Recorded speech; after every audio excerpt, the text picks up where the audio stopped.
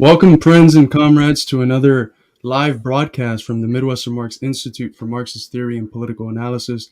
Today, we're going to be breaking down the Jubilee debate that took place between comrades Eddie from the Institute and a friend of the Institute, Malumbo, and Bunny as well, representing the side of communism versus a few other folks representing the side of capitalism. And we'll get started with all that right after this.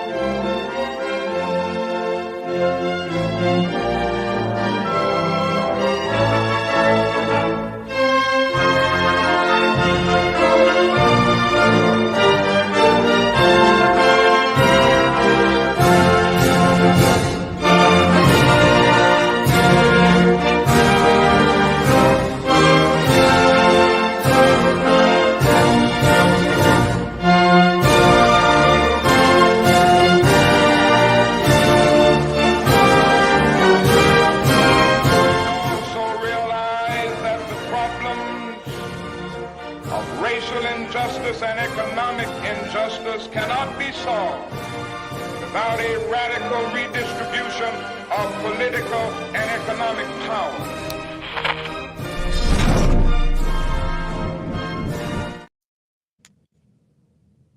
All right, man, that international always gets me going.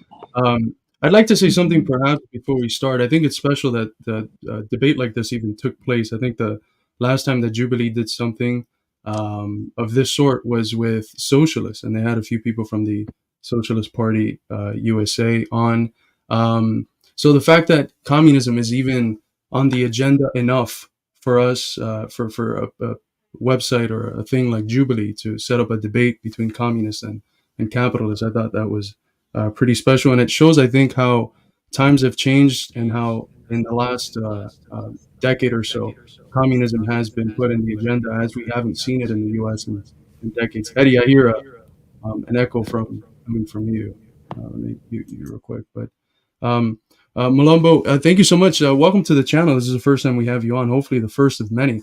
Can you tell us a little bit about your work and who you are and how you became a communist before we get into breaking down the debate?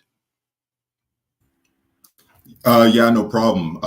Thank you again for having me guys on your spectacular show. A huge honor. I'm the first American in my family. My family's from the Congo, second generation American. I grew up in poverty, and being a black man in America, of course, that friction makes you question a lot of things you were told on how things should be. I very much took in growing up in a right-wing area in Colorado. I took in that pull your bootstraps methodology. I went to private school. I went to all honors courses. I triple majored in college, and I went to law school. I did everything quote unquote correct on paper. And through all these steps, I'm seeing friction, I'm seeing contradictions. And the thing that was just always highlighted to me is that none of these contradictions were being addressed besides only one ideology was actually addressing these contradictions: communism. And like I said in the video that we'll eventually be watching, it seemed no different to me than patriotism, because coming from the Congo, or just coming from any non-Western country, having that holistic mindset is so intrinsic. It's so intrinsic into the culture, and it was the only ideology that said it was okay for me to look at a fellow American and hope that he feels fulfilled in his work, that he feels fulfilled in his day-to-day, that I don't want him to be hungry, I don't want him to be cold. So it just seemed like a no-brainer. Yeah. A little off the cuff.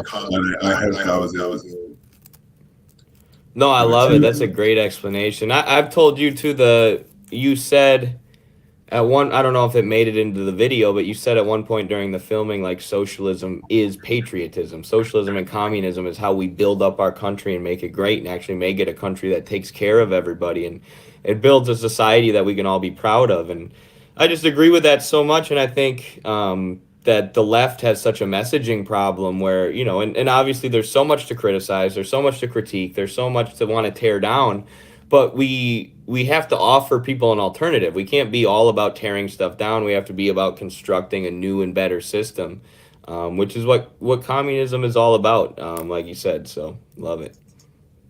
And you mentioned, Eddie, there's a really bad echo coming from your side.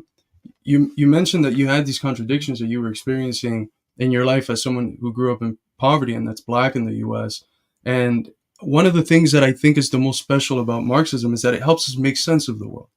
We have these experiences, and a lot of times it leaves us with this confusion, like, because capitalism is a deeply irrational system. It doesn't make any sense. You know, how do you have skyscrapers but homeless people right under them when the skyscrapers are filled with empty rooms? So Marxism allows us to make sense of the world. You know, and I think that's one of the most special things, and that's a natural drive for all of us. We want to make sense of the situations that we're in, and Marxism affords that to us. It's the best form of looking at the world, the best outlook, the best Weltanschauung, worldview for understanding the concrete concretely, because that's explicitly what it's trying to do. And that patriotism question is so important. And we've seen in history, the real patriots, you know, people like James Connolly, Fidel, Ho Chi Minh. You look at Ho Chi Minh, what he says about Leninism. He says, I came through Leninism through patriotism. That's how I arrived at Marxism, Leninism, at communism. Because I saw that if I actually love my people and want the improvement of my people's living conditions, I have to be a communist. I cannot support a system where a small group of my people enriches itself on the basis of the exploitation of the vast majority of them. Or, in the case of imperialism, that allows a small group of people from other countries to enrich themselves on the basis of the resources and the labor of the people in my country. So that triad of Connolly, Fidel, and Ho Chi Minh, it's patriotism that drives them to communism. And so when you have in the U.S. this sort of ultra-left, these bombastic statements about communism has abolished America, communism is this, and these were extremely popular a few years ago. You know, they were very divisive on the left. I find it ridiculous, because any adequate understanding of patriotism has a love for the people, and not this, you know, what Parenti called super patriotism, this love for the flag and for imperialism and for what we have come to understand as patriotism in the U.S. Any genuine patriotism has to be communistic, and it has to also be rooted in a genuine internationalism. The contradictions that we face as a people are not disconnected from the contradictions that at the world level that the people of Gaza are fighting against, or that the people of Venezuela are fighting against, or that the people of China. It's the same system.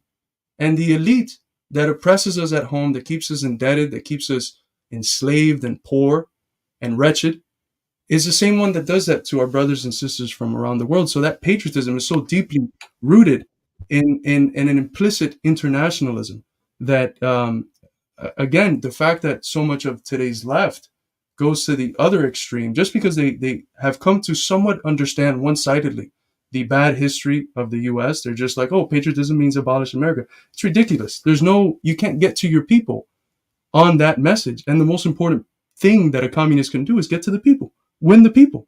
Without the people, we're nothing. I think you made great points, Carlos. I think something that really, materialism is a word that opened my eyes to the world like nothing ever has. It divided things. It created a grounded reality that I took for granted of already having. We talk a lot about, especially within communist ideology, the difference between idealism and materialism. And of course, we use that within the context of sometimes infighting, that like, okay, you're being a little too idealistic. Yes, it says this is communist on paper, but in the real world, this is how it happens. But very much the ideology of capitalism, or just really more specifically liberal democracy or neoliberalism, whatever word you prefer to describe the current American economic system, is very much idealistic. It's why they fall over themselves, not understanding why China doesn't liberalize their markets. You know, they have this conception that is just not based on reality, on how people interact, how money flows, and the cause and cause and effect. So we have these situations where people don't understand what inflation means.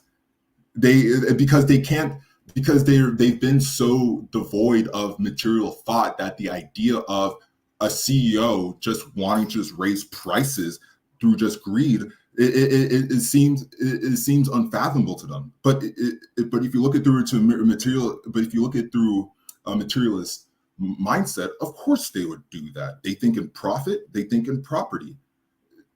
Thinking like a true capitalist with a profit mindset affords you so much more of a clearer view of the world. It's kind of a weird it's a weird catch-22. Like the true diehard capitalists understand this one thing, but understand this one thing about like, okay, yes, we just need capitalism for democracy. That's all we need it for. We need it for freedom. We need it for whatever big advertising word that they love. What does Trump like to say? Make America great again. It's still the same system.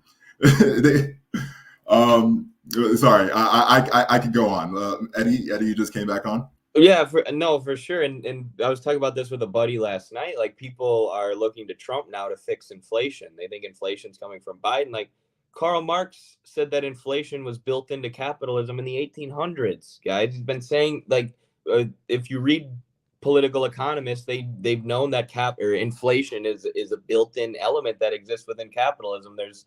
There's no demagogue that's going to come along and just fix it. But if you don't understand how the political economy works, if you don't understand how the economic system works, it's hard to understand that, and it's hard to then build a political program based on that. Instead, you're just hoping for some demagogue like Trump to come along and fix inflation, failing to realize that inflation is built into the economic system. And when you talk about capitalism versus idealism, I think people will see when we get into the video, like, the capitalist ideology, especially the ideology of Hannah, who was very nice, and I liked Hannah, but that ideology that, what we're living in right now isn't real capitalism, and just completely divorcing capitalism from the capitalist state, that is idealism, an absurd level of idealism, to think that if we just get rid of the government, all of a sudden capitalism will function perfectly, as if capitalists wouldn't make private armies and private prisons to do the same things that the state does for them now.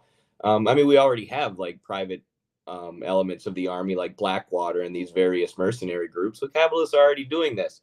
So to believe that there's some pure idealist form of capitalism is ridiculous. Instead, we have to analyze capitalism based on the material reality of it. What does it actually do? It accumulates capital. It concentrates wealth and power at the top.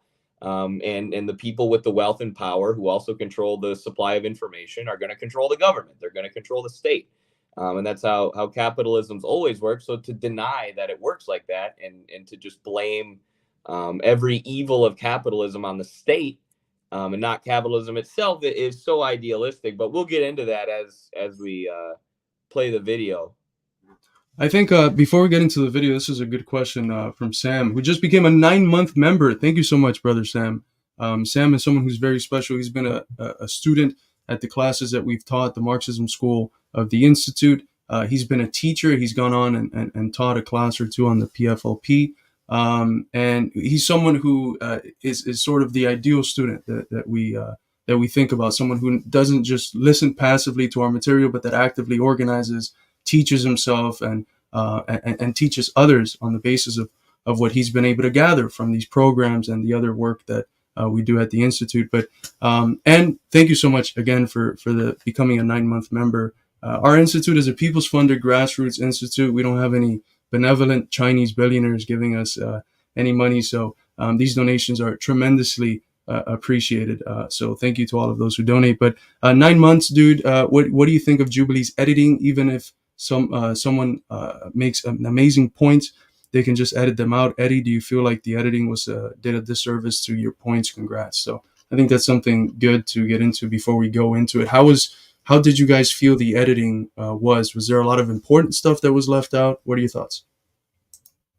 I haven't seen it yet, so I'll let Malumbo go on that first, because he had some points that he wanted to make that definitely did get edited out. But I mean, that was my number one concern going in.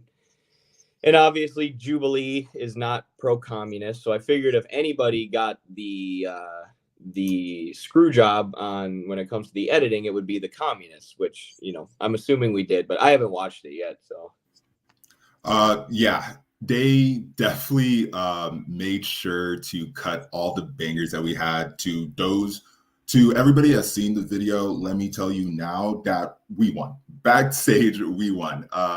Me, Eddie, Bunny had, because it was all the arguments that we've all heard before, that if especially if you've never questioned the system, it's everything we've all been spoon-fed. It's the reason why communists usually come out on top with every argument, because we live under capitalism. We went through the same education system that you did. We just actually had the balls to question it.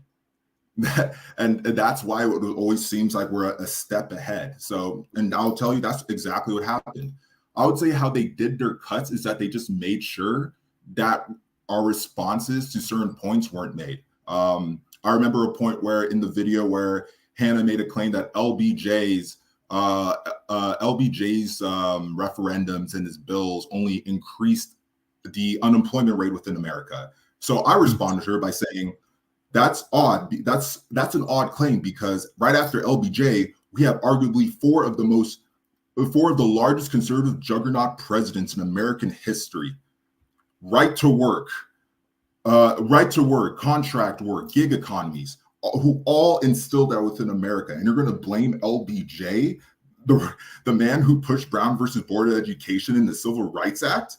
Like it was so pointed, and I thought that was a great argument. But they cut that response and let her hold on to that LBJ point. It blew my mind. Another point that was made as well was which I hope they would have kept, because the reaction from the room was audible, but it was the claim from Ty Lopez that about the death count of communism. So I rose my hand and said this: out of every country, I don't know one communist nation that has done this. Out of every country, there's only one country that has dropped not one, but 2 nukes on a civilian population. Communism has never done that. Room is silent. They cut that. Yeah, that's the painful part. Yeah.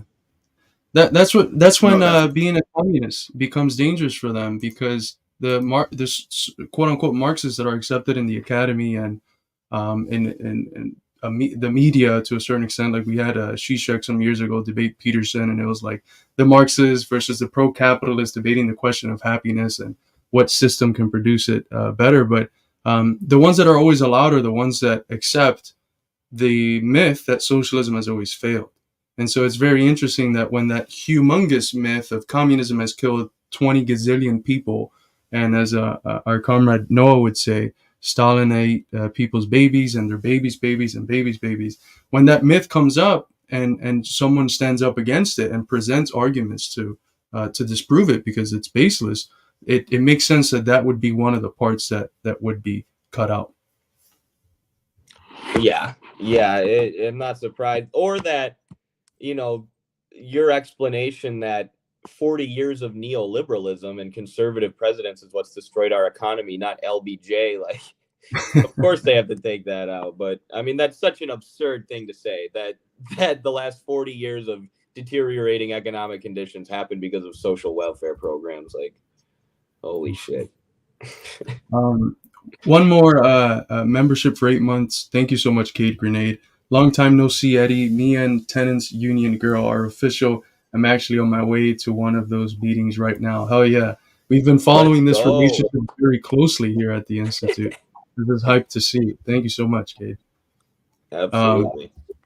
All right, so with that, let's get started, because if not, we can talk for hours on end here. But let's get this debate playing and let's react to it. So, all right, I'm going to put it at 1.25 speed. I hope that's not too fast for the folks at home. Okay. You cannot say my audience is. You do want to argue. You want to make your point, so let me make it back. And then you're. What was that, Malumbo? Are you guys? I'm streaming on IG Live right now. Is there a certain sound setting that I have to turn on to make sure that they hear everything? I'm getting a comment saying that they can't hear anything. Oof, I'm not sure about that. I'm a tech caveman, so. Oof. Oh well. Well, Let's see. Well, let's just get it running. I got TikTok on. Right. I'll just write TikTok. All right, let's get it running. You're gonna try to say it's too spicy for me. No, I got you. Like, let me respond to you. It is not capitalism coming in and enshrining enslavement. And in fact, capitalism is what got rid of it and started pushing back against the centuries-old awful institutions. So to say it's capitalism, I think it's honestly offensive. We are approaching the 150th episode of Middle Ground, and we need your help to continue making more episodes. Join our Middle Ground Patreon community and help us write the future of Middle Ground. That argument appears later on, so I think we can tackle it when it does show up later on.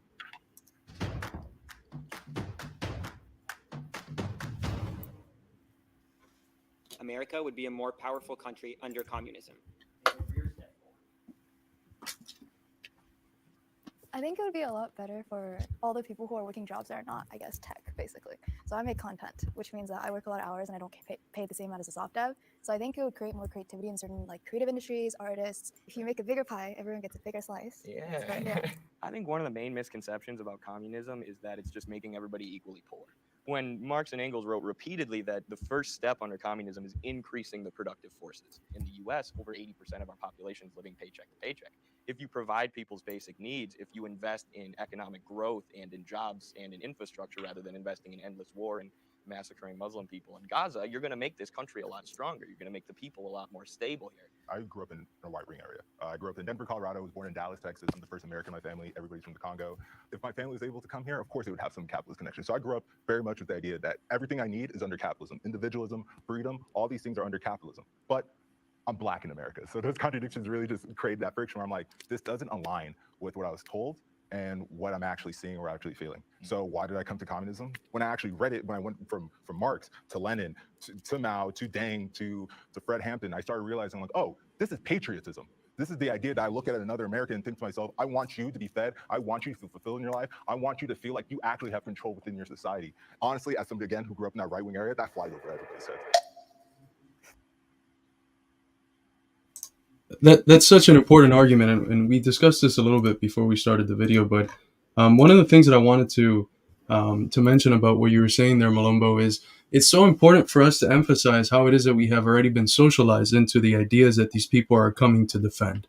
For the following reason, there's one of the arguments that Plato makes of many in the Republic as to why the pursuit of the good in terms of philosophical contemplation is superior to everything else is because the philosopher is the person that has experienced everything else and is able to confirm that the pleasure one gets from this philosophical investigation is superior to everything else. Now, when you translate that to the following, we've been the ones that have engaged with all of bourgeois propaganda. We've engaged with all of it. We've been socialized by Fox. We've been socialized by MSNBC, by CNN. It's part of our cultural zeitgeist. So when we encounter communism, we are one of the few people in our society who have literally been able to go across the whole political spectrum.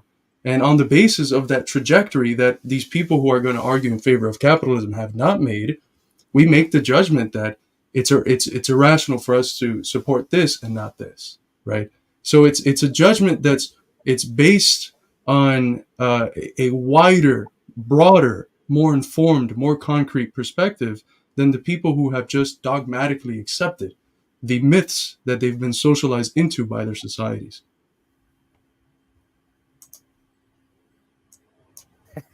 Disagreeers are walking quick on this one. Can I say something first on this one to be so bold? Here's my argument. How come every communistic country has to build a wall or a fence to keep people in? China ain't letting people out. My grandma, I remember going, we literally had a president who ran on building a wall. Disingenuous as fuck. Right, and right, as if capitalist countries don't have borders.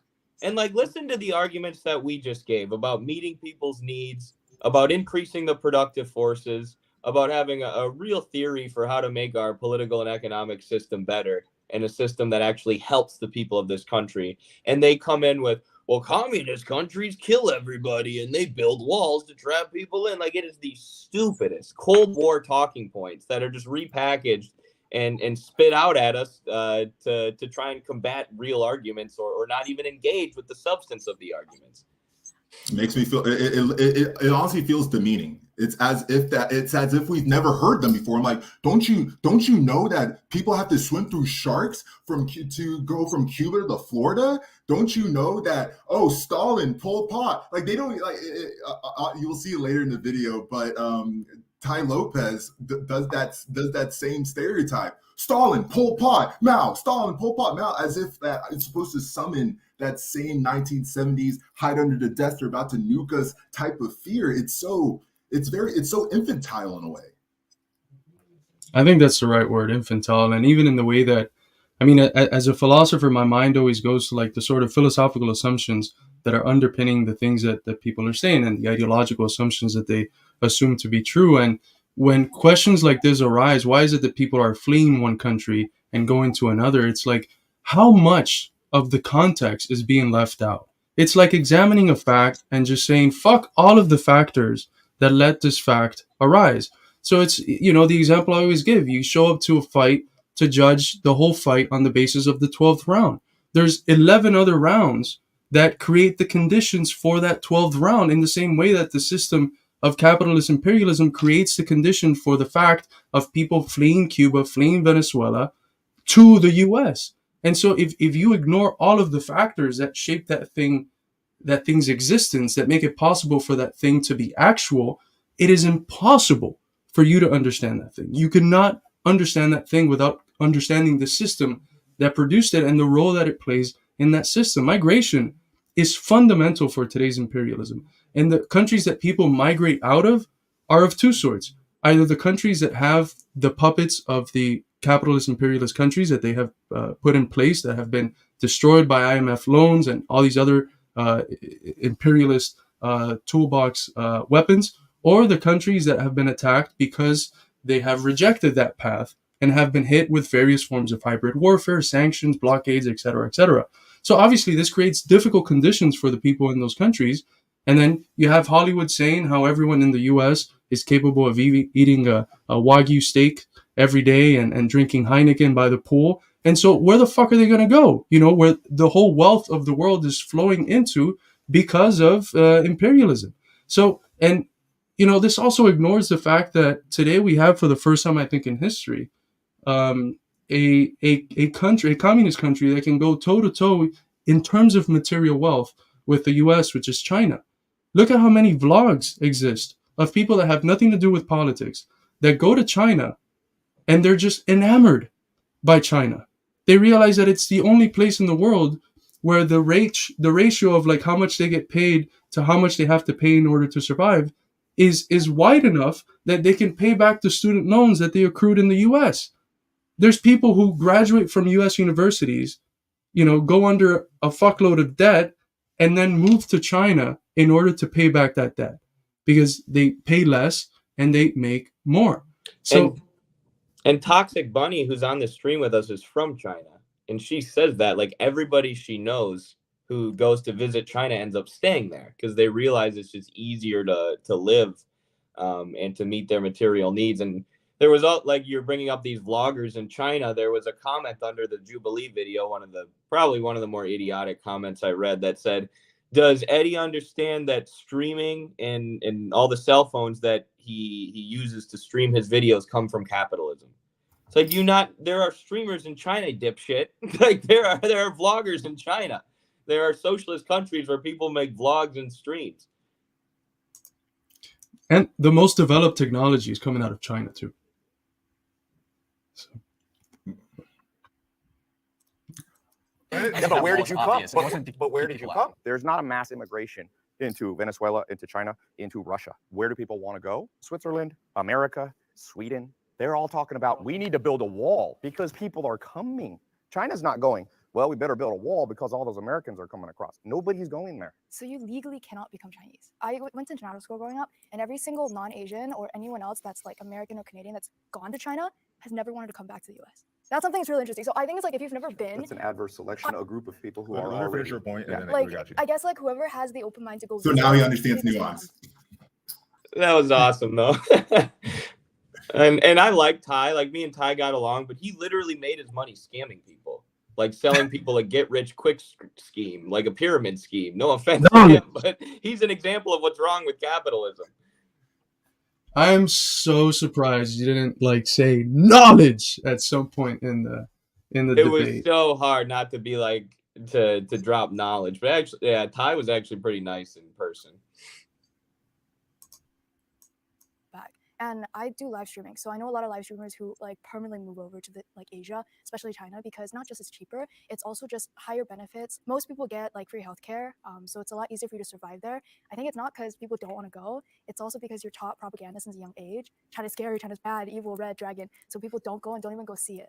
That's a problem. I would definitely argue that a lot of China's success is due to the introduction of free markets. But if we want to run with this idea that China is a socialist country, which is just fundamentally untrue, I could also just point to the fact that they're super low on the HDI. Their GDP per capita is like $12,000. The US GDP per capita is $70,000. So like I would say in terms of like economic success, we're definitely doing way better. Ty, in terms of how we see. Do we want to address this China question? I know it's something that we've talked about a million times here at the Institute, but it is so ridiculous to say that China's success is due to capitalism. You know, let's look before reform and opening up. You know what country had the quickest rise in life expectancy in the history of humanity? Not in the history of the modern world. In the history of fucking humanity. China. From the founding of the PRC to 78, you have an increase of 32 years in life expectancy over a span of 29 years. It's an incredible human achievement. And then because they recognize that they're still relatively poor, you compare it to some countries in Africa and China was poorer, they embark on through a very pragmatic form on reform and opening up, and then break their fucking records again in terms of the development of an economy in a form that simultaneously develops their people. You know, what did we have to do here in the West to develop? We had the transatlantic slave trade. We had the genocide and systematic extermination of indigenous peoples. We had indentured servitudes, the worst forms of conditions for our working class. We had horrendous conditions that were the precondition for the development of capitalism and the wealth that we accumulated. China, and neither China nor the Soviet Union, had any of that. They built up their wealths and they broke records in human history, developing ethically. They did not have to enslave anyone, debt trap anyone, exterminate any indigenous peoples to accumulate the wealth that they did. And they did it with a Communist Party at the head, with a centrally planned economy that uses markets as an auxiliary force, and with the center of their economic activities being planned, centrally planned by state companies. The most important industries in China are controlled by the state. Yes, there's private companies. Yes, they're billionaires, but they all play an auxiliary, a secondary role, whose meaning and purpose is mediated by the central part of the economy, which is state-controlled and centrally planned. Which, in material reality, that looks like Communist Party members sitting on the boards of major companies, right? Major companies being forced to do things to follow central economic plans. Capitalists and billionaires who end up going against the central plans and doing things to screw over the people, getting thrown in jail or executed. Things that we couldn't even imagine in the U.S. Like, we have war criminals like George W. Bush and all these wealthy people who should be in a jail cell for the rest of their lives for being mass murderers, who are walking around as some of the richest and most powerful people in American society. In China, it's not like that. There's actually anti-corruption efforts, and capitalists can actually be punished. But to my point, if Cam, that guy, knew how China actually functioned, there's no way he would call it capitalist. There's no way, if he knew that there was only private capital allowed in specific economic zones, which are completely controlled by the state, would you call that capitalism? No, you would call that government, communism, socialism, tyranny, blah, blah, blah. But they don't, because it's just this long form discussion and we can't get into specifics, I can't counter Cam by saying, at least maybe I do later. I don't know if they edited it out or not. I know I talked about China quite a bit later, but you can't get into the specifics of China's economic plans, the party cadres who China has and everywhere, who are each in charge of different geographic locations. So you have people who are part of the party who are in charge of each region, who then report back to the party and say, this is what this region needs. They need Wi-Fi, they need industrialization, they need this. So then the state can meet the economic needs of that region. That's not capitalism. That is not capitalism. None of these capitalists would call that capitalism. But he just throws that out there. Says everything good that China does is capitalism. Everything bad they do is socialism. That's their ideology. I think Cam introduces a very significant phenomenon that happens when you argue with capitalists, where they so freely stretch the definition of what capitalism is, but make every effort to chip away at anything that could be considered communist, especially if it's in a positive light. There's no doubt in my mind that even if you were to talk about those special zones, because I feel like you did, those special zones within China, there would be just the idea of there being a market or trade would be misconstrued by a capitalist of, yes, well, that's a perfect example of capitalism, instead of from a more material Marxist perspective, that this is the function of a central plane economy, making sure that they have a control over their economy.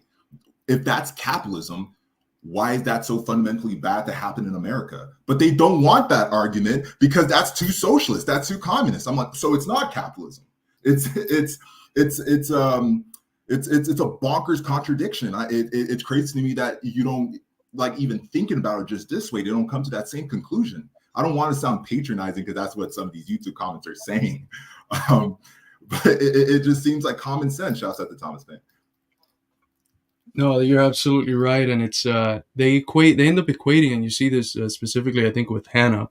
They're basically just equating capitalism to markets, and we'll get into this more and how absurd this is when you have an angle that's rooted in historical development and in a deep study of various forms of life. But Marius makes a really good point here. Why haven't we seen India, Pakistan, Bangladesh, Thailand, Indonesia take off like China did when they did market reforms in the same period, right? Or like China and Vietnam did when they did market reforms in the same period.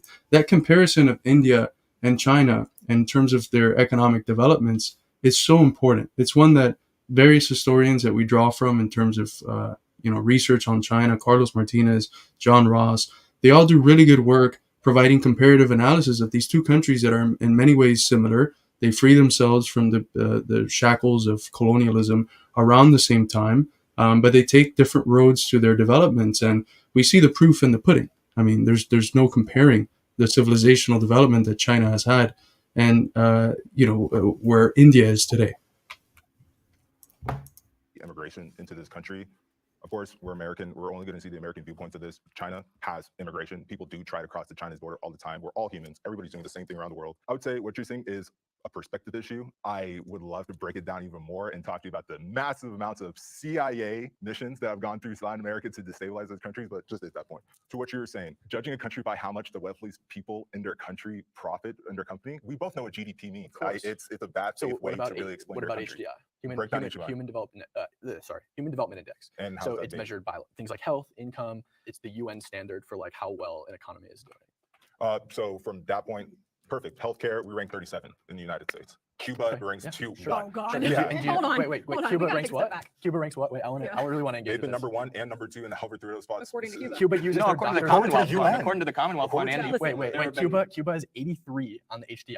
They use their doctors like slaves because 90% of the profit goes to the state. They literally traffic their doctors. When George W. Bush opened up a program to let Cuban doctors escape because they were trafficking them and making them go do these PR campaigns in other countries, give healthcare, 7,000 people immediately came to the U.S. At one meeting, 2 doctors passed notes to other doctors they were on a hospital set with and said, kidnapped. This is propaganda. I appreciate the emotional examples. 100%. It's not emotional. You can talk to anecdotal is fudge. Anecdotal is, and I tried to bring up the Commonwealth Fund study.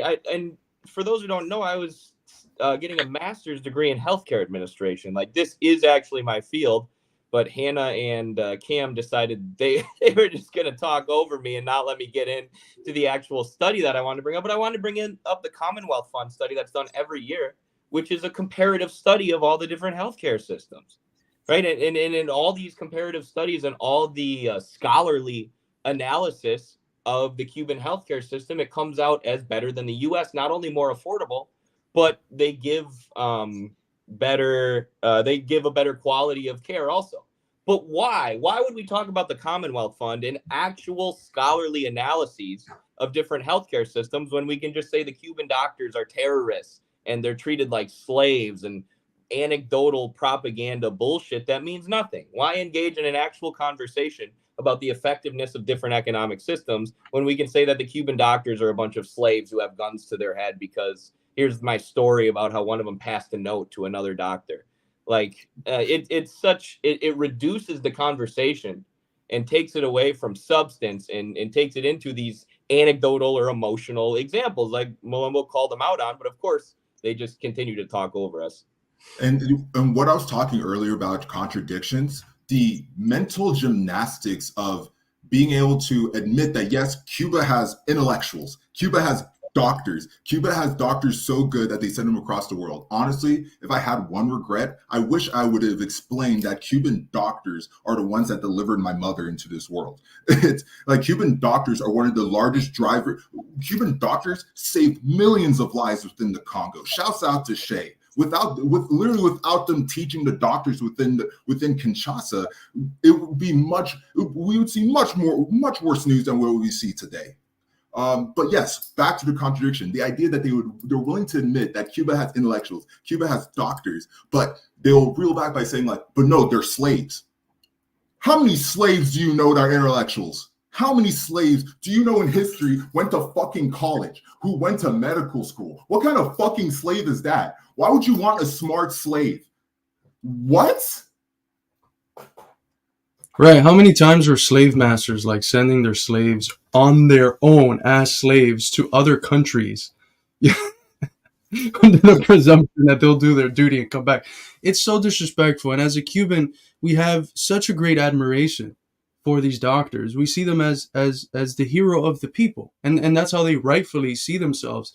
And to have these smug, excuse the word, these smug motherfuckers talk about them as slaves, it's extremely disrespectful. It's baseless. There's nothing that they can appeal to. Yes, there is a brain drain. Of course, in every society, there's going to be a sector, regardless of how revolutionary the society is, there's going to be a sector that, doesn't rock with the revolution and wants to go to the US to live a little better than they probably can in Cuba. But the vast majority of doctors are making these humanitarian missions that are extremely impressive. And another thing you do when you reduce the activities of the Cuban doctors to that is that you shift the conversation to the one that we're having now. Are they slaves? Are they humanitarian activists and heroes? And it ignores the context of a Cuban revolution that had one of the most extreme brain drains after the revolution, where even in the University of Havana, there was something like 80% of medical instructors that fled following the revolution, where in total in the whole island, 50% of professionals fled. And within a generation or two, they had such a broad surplus of professionals that they were sending them around the world on humanitarian missions at a sliding scale. So for the poorest countries in the world, they were not making money off of that. They're not making money off of doctors for the poorest countries in the world. Yes, there's some countries that are wealthier that they do get money from sending their doctors, but they do it at a sliding scale. Most of the missions are in the global south in some of the poorest countries, and Cuba makes nothing from this other than fulfill their role as a communist country in helping humanity. And there's been statistics proving what Malumbo has said, which is that millions of people have been saved by these Cuban doctors. I mean, read Helen Yaffe's book, We Are Cuba. She cites various peer-reviewed scholarly studies that have confirmed how many people have had their lives saved because of Cuban doctors. So this smugness is just, it's so irritating. And I mean, I've written scholarly articles comparing the rural healthcare system in Cuba and Venezuela to the rural healthcare system in the U.S. because in the last decade, hundreds of rural hospitals have gone under in the U.S. simply because they're not profitable. It's not profitable to sell healthcare to a rural region, so they shut down. Versus Cuba has been greatly expanding the rural access to healthcare since the revolution. Obviously, they're building hospitals in regions that never had it and training doctors to staff those hospitals, which is another problem in rural America, is there's no one to staff the rural hospitals. But also hilariously, during COVID, a bunch of Cuban doctors were in Brazil and Jair Bolsonaro was the president and he sent them home. He said, these are terrorists. They're terrorists. they're forced here to be, or they're slaves of their government or whatever, kick them all out. Then when the Brazilian hospitals were overrun because of COVID, he asked them to come back. He issued a statement saying, Cuba, please send your doctors back. So they're slaves and terrorists until you need them to help your people, and then you're begging for them to come back. And I think one final point, Hannah, the way Hannah describes just the historical event, she completely misses the Cuban Adjustment Act of 1966. Out of every Latin American country, only Cubans fleeing to America can simply just do one application, and they immediately get citizenship within the USA. What does that mean? They have an incentive. They actually have the incentive, the financial incentive to come to America problem-free. You can't get that in Mexico. You can't get that if you're Chilean. You can't get that if you're Brazilian. It's specifically Cuba. Why is that? Because Cuba is a threat, and because Cuba is a shining example to Latin America that you don't have to listen to the USA. So you do every single thing possible to what's a proper word here, guys? To destabilize them, to destabilization is close. But I guess destabilization, because what does that Readjustment Act do? It allows the people that are still on the fence, it allows others to simply all I have to do is be an expat and I'll get an apartment, a job, and an official USA citizenship. Sure, because we live in the world, look at the material conditions. I bring this up because it's just so funny to me that she uses this example of Cuban doctors just being able to just come into America, but at the same time doesn't want to address the issue of like how come they're able to just do that so easily? Why just Cubans? And that gets back to the immigration point. Like the U.S. is trying to suck people out of these countries, right? Yeah. That's part of the reason people are immigrating. That's part of the reason like the GDR, East Germany, was trying to keep people in. And I've written about this in relation to Venezuela and Colombia. A lot of the money that the U.S. dumps into Colombia is just to lure Venezuelan engineers over the border, lure Venezuelan skilled workers. And it's an act of sabotage. It's saying we'll lure your skilled workers out so we can sabotage your economy so you don't know how to run the oil rigs because we have all your engineers. And that's an effect of capitalist imperialism trying to destabilize the revolution, not an effect of the revolution itself. It's a push-pull dialectic. They create the conditions to push people out by making their material conditions hard, and then they create the conditions to pull them in. And in the case of Cuba, they have wonderful atrocity propaganda that they get out of it, which is the people that unfortunately see themselves forced to throw themselves in the ocean. And they paint it as, oh my God, look at those Cubans. They hate communism so much, they're willing to risk their lives by throwing themselves in the ocean. And what's left, again, as always, what's left out is all this context, including the fact that it is the U.S. in most cases that creates these difficulties for people to leave. Cuba's fine with having people that don't want to be there leave. It's the U.S. that makes it impossible because they want people to throw themselves out into the ocean. They want people to die in the middle of the sea because they can point their cameras over there and use those dead lives that were pushed out of the country through the blockades and through the hybrid warfare waged on Cuba that makes it impossible for people to survive and have a decent material existence. They want to point the finger at them and say, look how bad communism is. Because they know that if they stop strangling Cuba, it will show how tremendous of a success it is. Cuba is a swimmer that has been fully tied up and continues to swim. And the U.S. points at the swimmer and says, look how slow it's swimming. Look how slow it's swimming. Instead of realizing the fact that this dude is all tied up and somehow is swimming with his neck and is still doing it, that's a tremendous achievement. It points at, and one of the interesting things about Cuba that you don't have with other communist-led countries is that international opinion is almost unanimously against the U.S.'s position. For 31 years straight, the UN Charter has voted, every single country with the exception of the U.S. and the apartheid state of Israel, has voted to lift the U.S. blockade on Cuba. Everyone, even imperialist mouthpieces such as Amnesty International, have come to show how much bullshit the American narrative around Cuba is, and how Cuba, like some of these statistics about that Malombo brings up, of Cuba being the #1 healthcare system in the world, some of them are reiterated in these international institutions such as Amnesty International. So the fact that they go to Cuba when literally the whole world is against them in that position is quite strange. But before we keep that going, thank you so much, Cobra Kai. Hey guys, nice to see real leftists instead of liberals represent our side. Shout out desde Puerto Rico. May one day be independent from the U.S. Absolutely. Shout out to the Puerto Rican anti-colonial movement. Thank you so much, Cobra Kai. Let's keep this going. No Border Sovereignty organization that works to get healthcare professionals out of there. Person in this room. I'm trying to get this point across too. And just real quick, Cuba not only exports doctors, but trains them from all over the world, including the U.S. There's videos that have been coming out recently of people from the poorest parts of the U.S. going to Cuba to get their medical degrees because they don't end up with the debt that then forces them to use those skills in the sorts of parts of the U.S. where they can't serve their community because they're indebted and they have to work in hospitals in the city that the service that they provide is for wealthier people, parts of the middle class of the U.S. In order for them to actually serve the communities that they came out of, they have to go to Cuba to study for free to come back and serve their communities.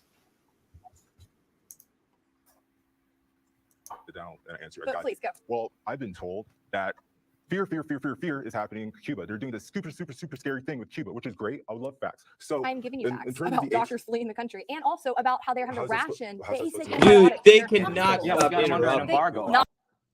They cannot stop interrupting. They won't let you. And in the comments, they claim I interrupt. Full of shit. Right? They won't let you get a single serious point without, I am giving you facts. I told you a Cuban doctor gave a letter to another doctor and said they're a slave. Okay, that's not a fact. That's not a scholarly study or a resource. That's an anecdotal piece of scare propaganda. And Malumbo was trying to explain that before you interrupted him. Medical things are excluded since 1992. That's not true. That's been disproven by multiple studies. This year during COVID, Cuba made their own COVID vaccine because the U.S. pharmaceutical company used intellectual property laws to prevent them from using our vaccine recipe. So they created their own, but they couldn't get syringes into the country because of the embargo. Because how are you supposed to get metal when you're on a tiny island country and you're surrounded by the U.S. military? Eddie, and you can't get any trade in. I want to ask you a few questions. How far back do you think the embargo was affecting Cuba? How long back do I think the embargo? Probably since it's been put on. Oh, really? But I think when we look at... No, let me respond real quick.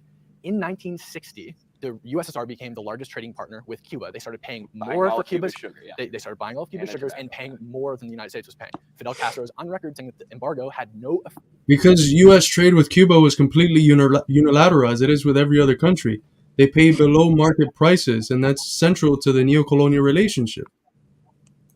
Effect on Cuba at all. So we can presume that up until 1991, when the USSR collapsed, that it didn't have an effect. So to claim that the embargo is affecting Cuba, and I think when we look at can I make a point? Because this is a point I wanted to make for a long time. When we look at countries like Cuba and China, I think it's more important to judge them based on what they had before the revolution. Before Cuba had a revolution, nobody had access to healthcare. They were working on slave plantations that were dominated by Western multinational corporations.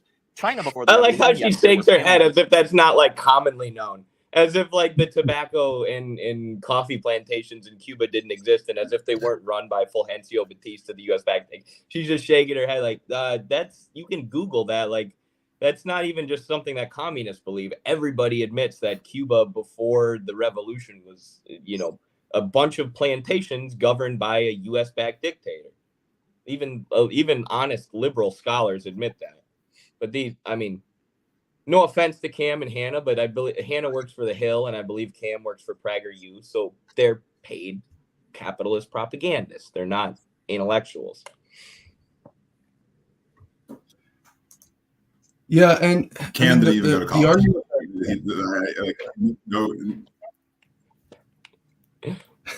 It must be so hard for y'all since you actually met these people, and people can have horrendous political views, but then you have some drinks or whatever, and you're like, you're not the devil. So it makes it harder, I think, to do that. I haven't met any of these folks, so I can talk all the shit I want. But to say that the blockade didn't affect Cuba until 91 is completely ridiculous. But the assumption is that Cuba is supposed to be the first country in the world that can be fully self-sustaining at a level in human history where every single country's economy is so interconnected to the global economy, and especially Cuba, that had for 200 years been enforced by Spain colonial monocropping, where 75% of their arable land is not arable anymore. They can't grow on 75% of their land because of the destruction of their soil by this colonially imposed monocropping. And they had this dependency on one, sugar, but also tobacco, and to a certain extent tourism, that was created again by colonialism. And it was a dependency that was tied to trading that with the US, because 70% of Cuba's exports were going to the US. So those are all contradictions and difficulties and setbacks that the Cuban Revolution inherits, that it's forced to tarry with and attempt to overcome while being blockaded. And you're going to criticize it for trading with the one part of the world that was actually trading with it? Of course, when that part of the world collapsed, they're left alone. The blockade hits harder. But that doesn't mean the blockade wasn't affecting it before. They're forced to make a historic shift from trading with one part of the world that they have been historically trading with to trading with a whole new part of the world. That is a difficult transition. It's easy to think about, but in terms of the reality of it, it was extremely, extremely difficult. During the era of Mao, there were far more famines before Mao came to power and before China was able to industrialize and get to the point today where they're now one of the most powerful countries on earth. In the 1950s, the US was already industrialized. China had to do that. They were a semi-feudal country in extreme poverty. And in just 70 plus years, they've become this economic superpower. That is through central economic planning and, yes, allowing some of those private markets in. That's why undercutting the U.S. on labor, because they don't actually have to pay people very much. They don't pay them based on their value, so they can make people come over there and work far cheaper, have their companies there, and then we buy their products cheaper. Oh, interesting. They're making people come to China. I thought nobody was going to China. I thought nobody was moving to China. Now China's luring in people? And who's they? Who is the they that are undercutting the wages of is it the Chinese government? It's the fucking Western companies, the American companies that fled. Why?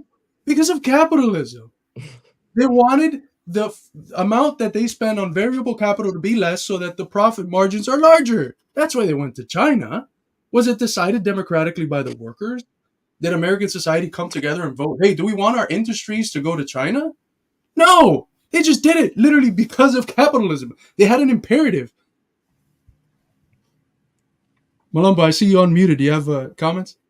No, you guys are spitting bars. As soon as I had an idea, you guys just hit it. I wanted to quote Castro. I can't do the exact Spanish, but in his words were, you have our hands, you have your hand on our throat, and while choking us, you criticize the way we breathe. I also want to say shouts out to Dang. I made that point earlier, but and you made that point as well, but it's the idea that's commonly passed around in leftist spaces that capitalism will eat itself. Dang saw the contradiction of, okay, how do we make a nation, how do we make China a bastion where the United States, the world government, the greatest superpower in the world, not do everything in their power to use all their military apparatus to take us down. You make yourself valuable to their capitalist class, but you just have to make sure their capitalist class plays by your rules. And then eventually just milk them dry until what we're seeing right now is Z with the Belt and Road Initiative. Yep. You create a world standard on your terms. I make this point later. I make this point later, but there's an example I say about the Congo of what China does versus what China does with the Congo versus the Congo's experiences with America.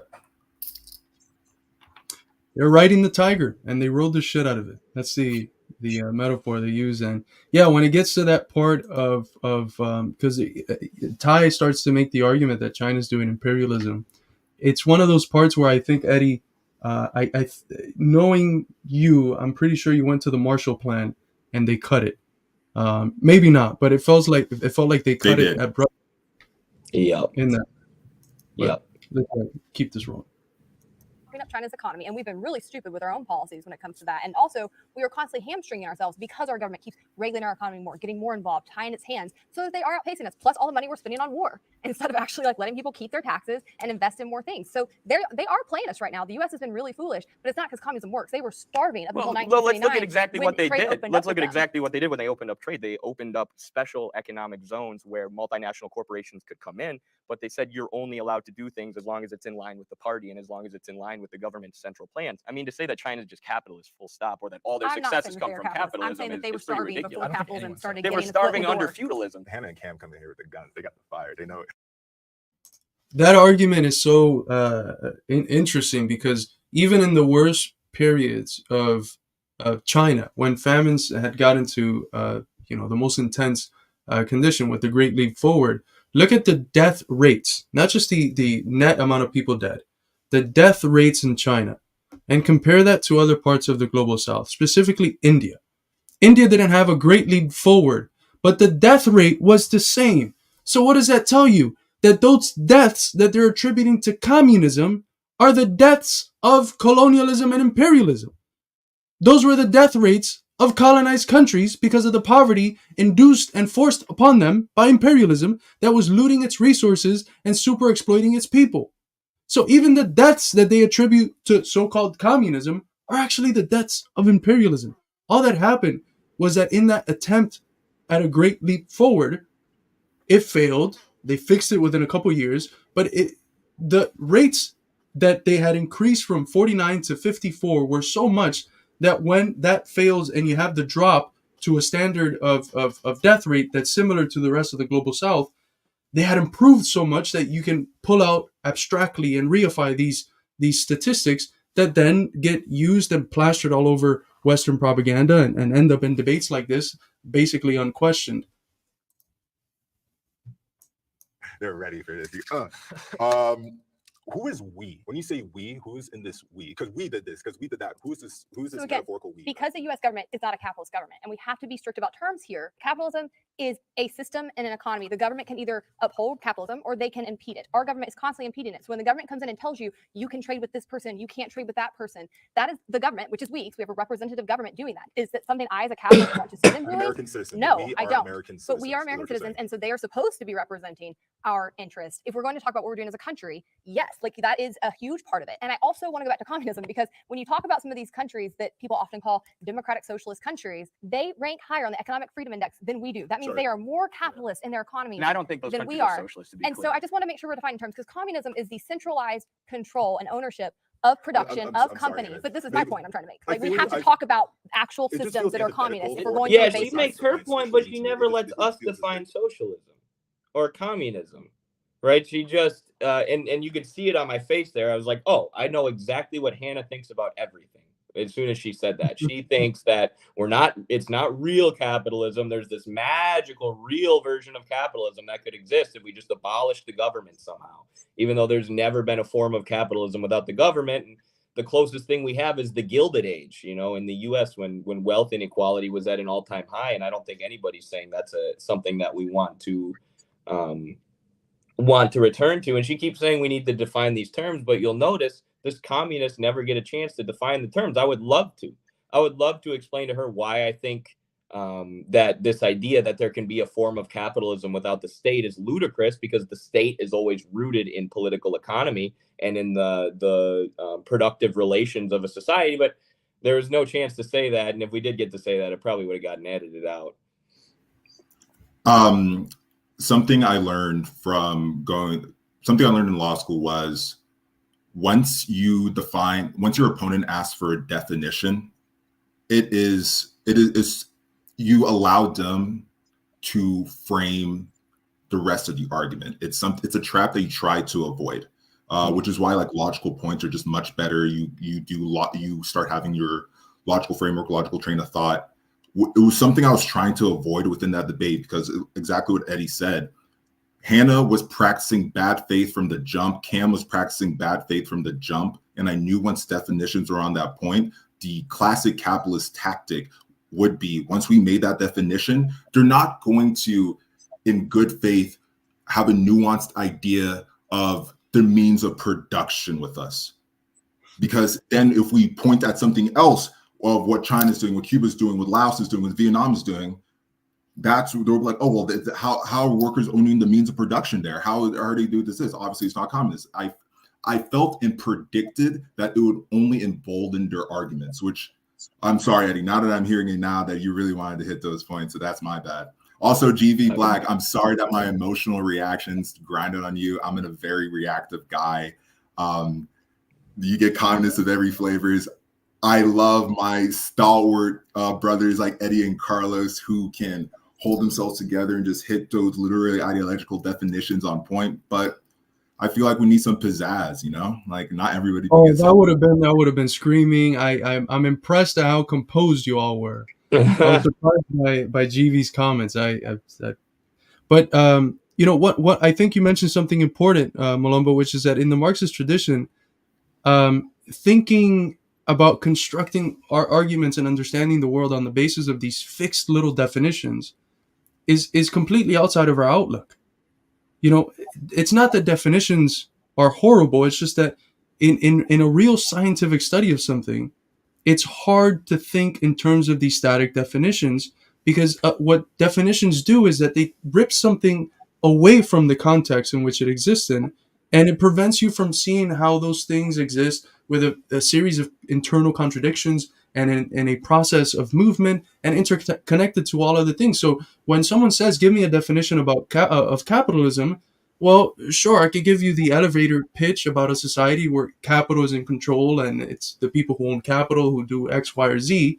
But in reality, if we really want a scientific way to approaching it, we have to speak about its history, the various stages that it's had, how those stages came about, how it changed, you know, the form that capitalism looked. These people, especially the libertarians, which I'm guessing Hannah, that's the tradition that she identifies with, they're in love with capitalism in its moment of inception, in its most embryonic form.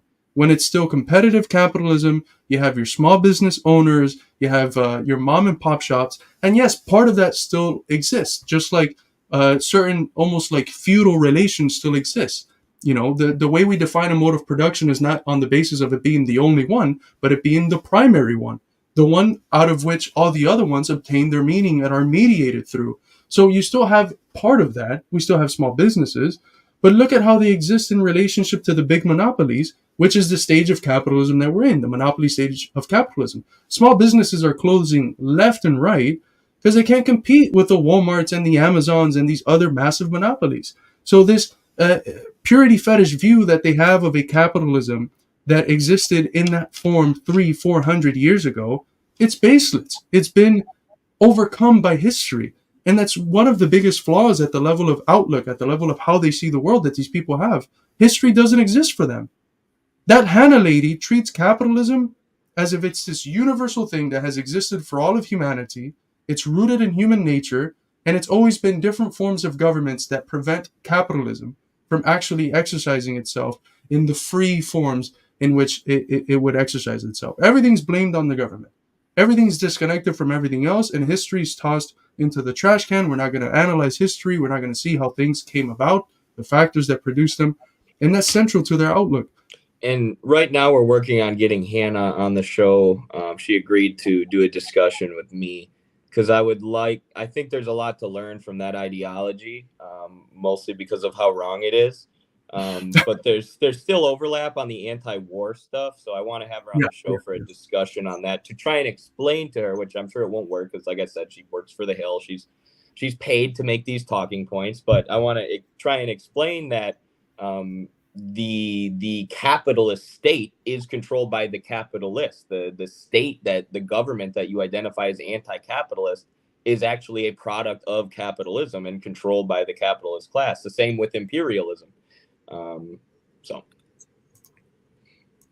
Wait, are we doing communism? How do you define it then? Because I'm hearing things called socialism that aren't. But the prompt is communism. I guess, like, in terms of communism and capitalism, both are ideal states that don't fully work by themselves. But I do think capitalism is more pessimistic versus communism more optimistic. In an ideal state, if everyone actually worked hard and they wanted to contribute to a society and make it better, I think communism would work. Everybody cares. I think you guys are well Well, you could teach them, though. Giving people government aid. By the way, Toxic Bunny doesn't have the theoretical background, so she probably doesn't realize that socialism is supposed to be a transitory stage in between capitalism and communism, that communism is something that needs to be built, and China doesn't claim to be communist. They don't claim that they were full communism under Mao. At one point, I think someone says that they were full communist under Mao and they weren't full communist. No, they're socialist. They've always been socialist. They've been trying to develop a communist system. Toxic Bunny has lived in China and has lived in the U.S., so she's basing her arguments for communism more off her lived experiences than off of the theory.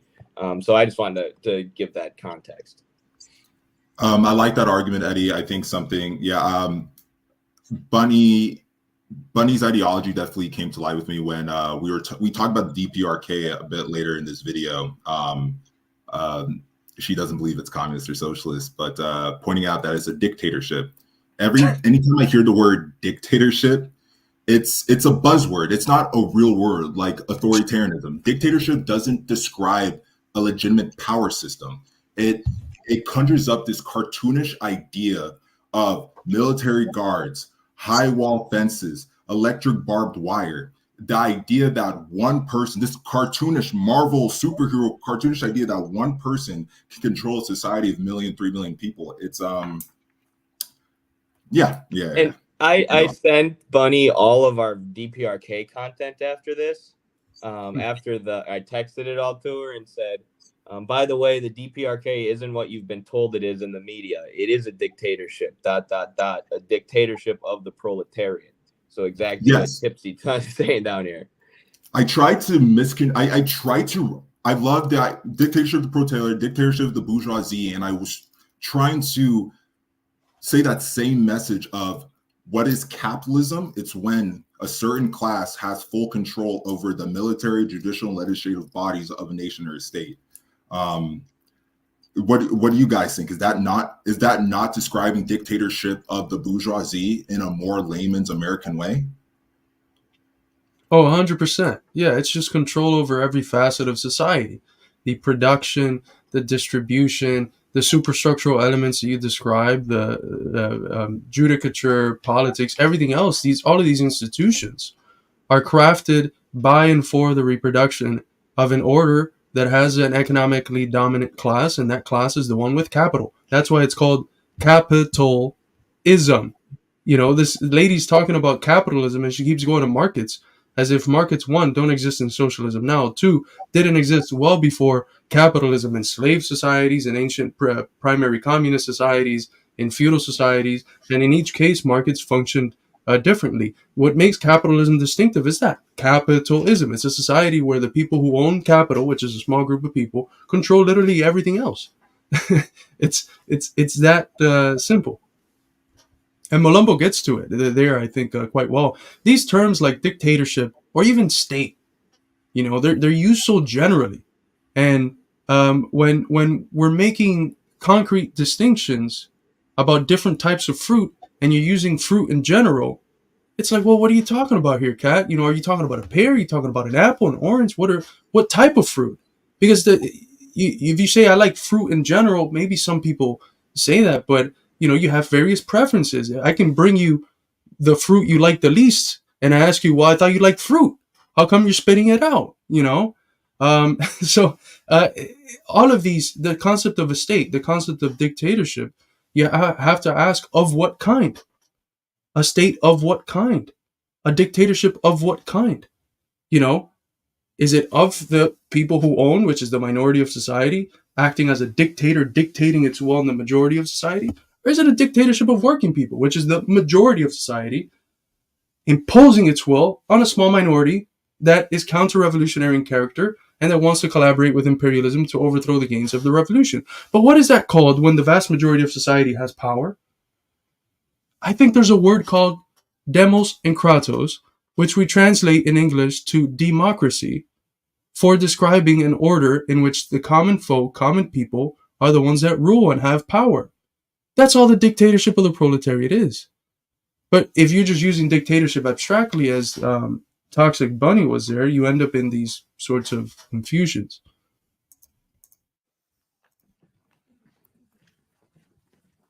getting government aid makes you lazy. A great example of that is Elon Musk. The amount of government aid the X Foundation gets in order to pursue inventions that don't work. How often did you hear about that tunnel? Elon Musk is just one example of many different CEOs, multi-corporations who get government aid to be able to do these things just because they have the net worth. Yeah, I agree with you on this. I hate corporate welfare. I think it's the biggest perversion of capitalism out there. It doesn't work. Its track record is terrible. And it actually is the government coming in and picking winners and losers. And it very rarely goes in favor of small businesses, which is what most business in the US actually is owned by. But the way it makes people lazy is not necessarily because they're bad people.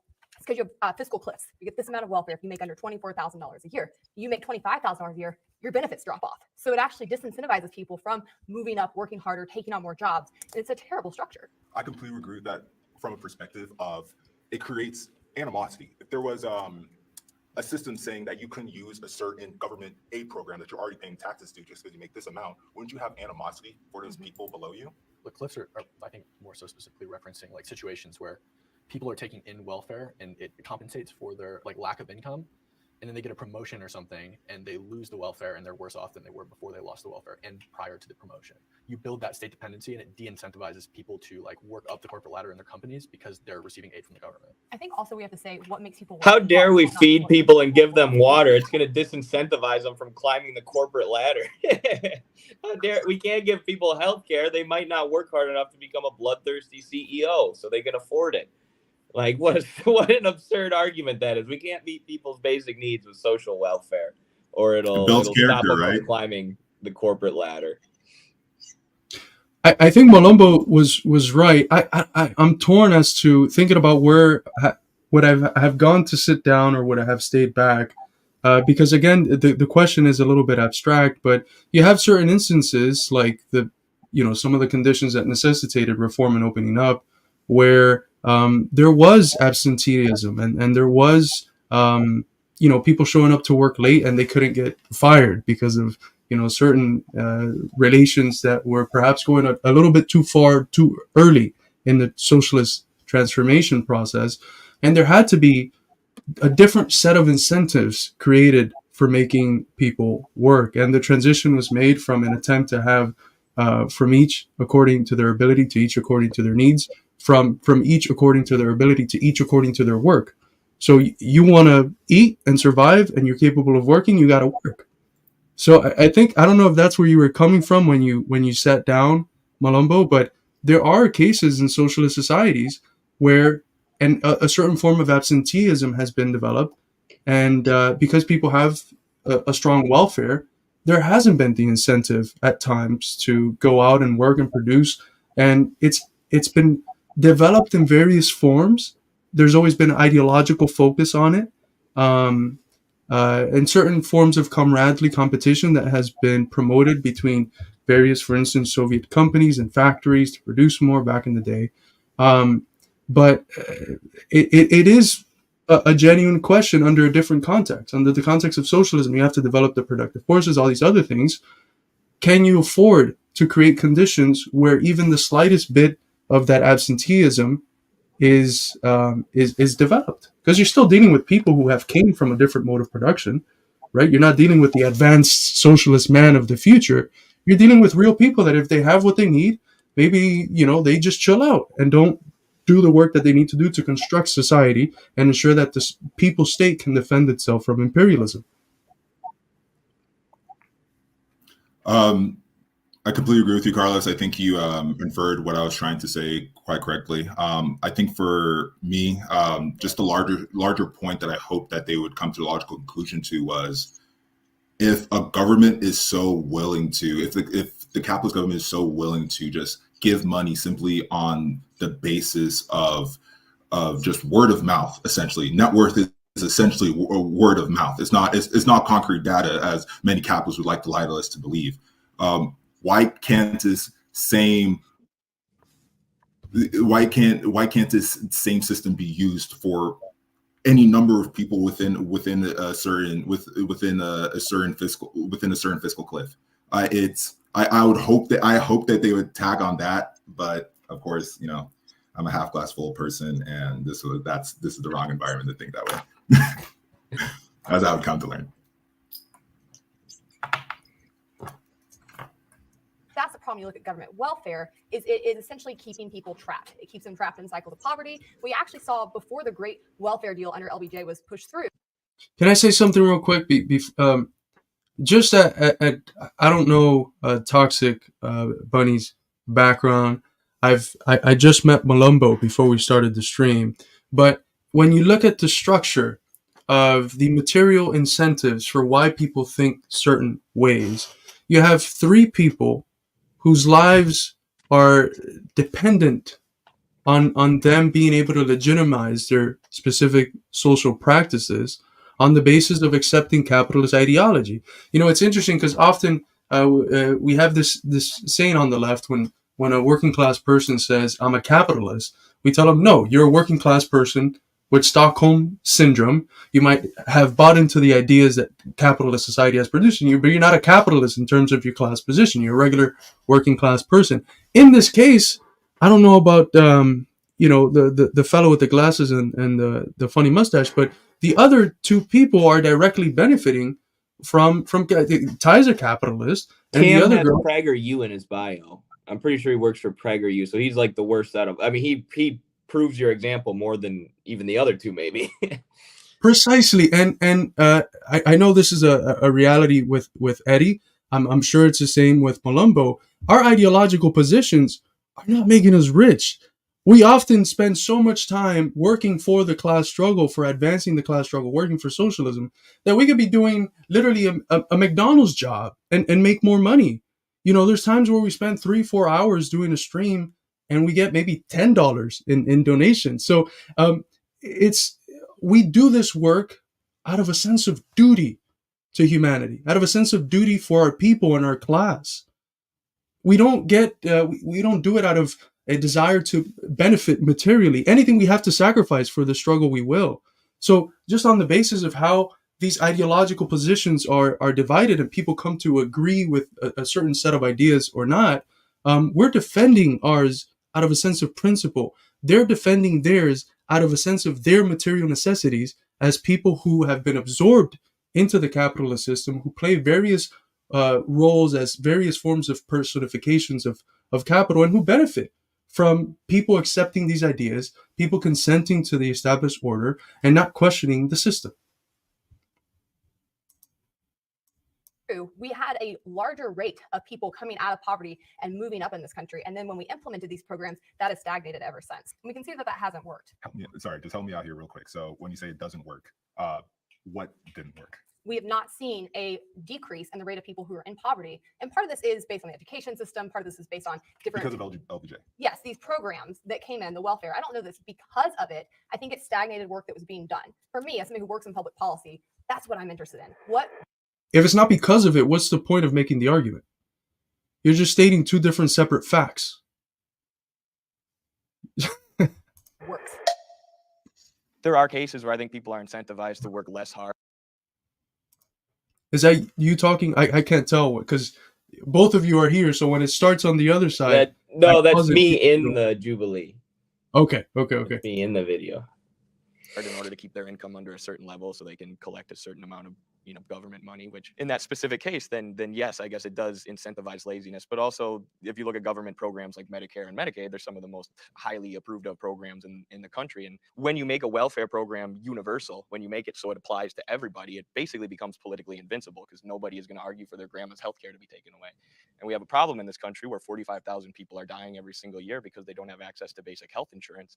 And I think if we were to nip that in the bud and nationalize those giant pharmaceutical companies and make sure that healthcare is provided to everyone, we would actually stimulate a lot of innovation, a lot of labor, and a lot of hard work in this country because people would be less bogged down by medical bills and would be more healthy in general. So without a market, and that gets to the Stephen Jay Gould quote, "I'm less interested in the machinations of Einstein's mind than in the almost certain possibility that people of equal ability have died in sweatshops or have died working in fields. Because if you don't meet people's needs, if you don't give people the basic things they need to survive and then give them opportunities in terms of education and things like that, it's hard for them to flourish. It's hard for them to use the latent talents within them and develop them and actually use them to benefit society. So if you take these 45,000 people who are dying every year because they don't have health care, and you give them healthcare, that's going to stimulate innovation. That's going to make our country healthier, which is going to be good for the economy as a whole. It's going to make us a more powerful country, which is what the original prompt was. Would communism make a more powerful country? Yes, providing people with healthcare, providing people with food, providing people with water would give them more opportunities to flourish and accomplish great things. Another thing that they cut from this video was my response to Cam. Capitalists are already in healthcare. It's called big pharma.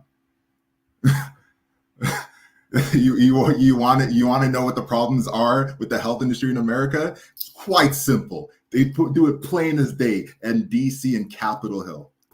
I hate that they cut it. They gave these guys so many chances. Love you, Cam. I know that you're in those comments, but come on, man. They gave you such a dub for no reason, bro. And most regular conservative working class people in the U.S. hate big pharma, which is another thing. So, but I wanted to make an. They can't see as capitalists. Like what? Right. I wanted to make an important point here. I think Eddie might be a closeted reactionary because the title that he put to this, he made communism with non-capital C and capitalism with a capital C. I changed that. Okay. Communism should have a capital C. So I'm sorry, because I didn't want to give the wrong message. You should have done communism all capital, and then capitalism all lowercase. That would have been nice and consistent. But someone asked about the super chats, whether we get 100%. No, we get 70 through YouTube. They take a 30% cut. I think the most direct way to fund the Institute is Patreon. Patreon doesn't take any cuts. And shout out to Cobra Kai, GV Black once again, Stu, QWERTY, and QWERTY once again. Thank you all so much for the donations. We have quite a bit to get through in this video, so we'll thank you each individually at the end, or at least I'll try to stay on to thank you each individually. But thank you so much for the donations. Again, it's a grassroots funded institute, so these we wouldn't be able to do a fraction of the institute's operations without these. So thank you. Industry specifically is nationalized. How does the state set prices effectively?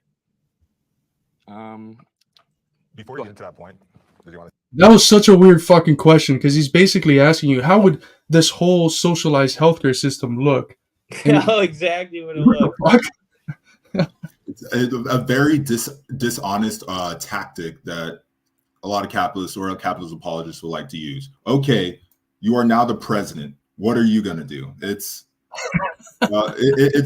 just very distant. It's just very bad faith. It's very disingenuous. Right, and I could break it down like this too. And obviously, we went in a different direction there. But if I wanted to break it down, like within every medical commodity, like in every healthcare service that's sold to somebody, in that service is the cost of actually providing the service. And to use Marxist terms, you have variable capital, so the labor that it takes to produce that service, the labor of humans and what you have to pay them through their wage.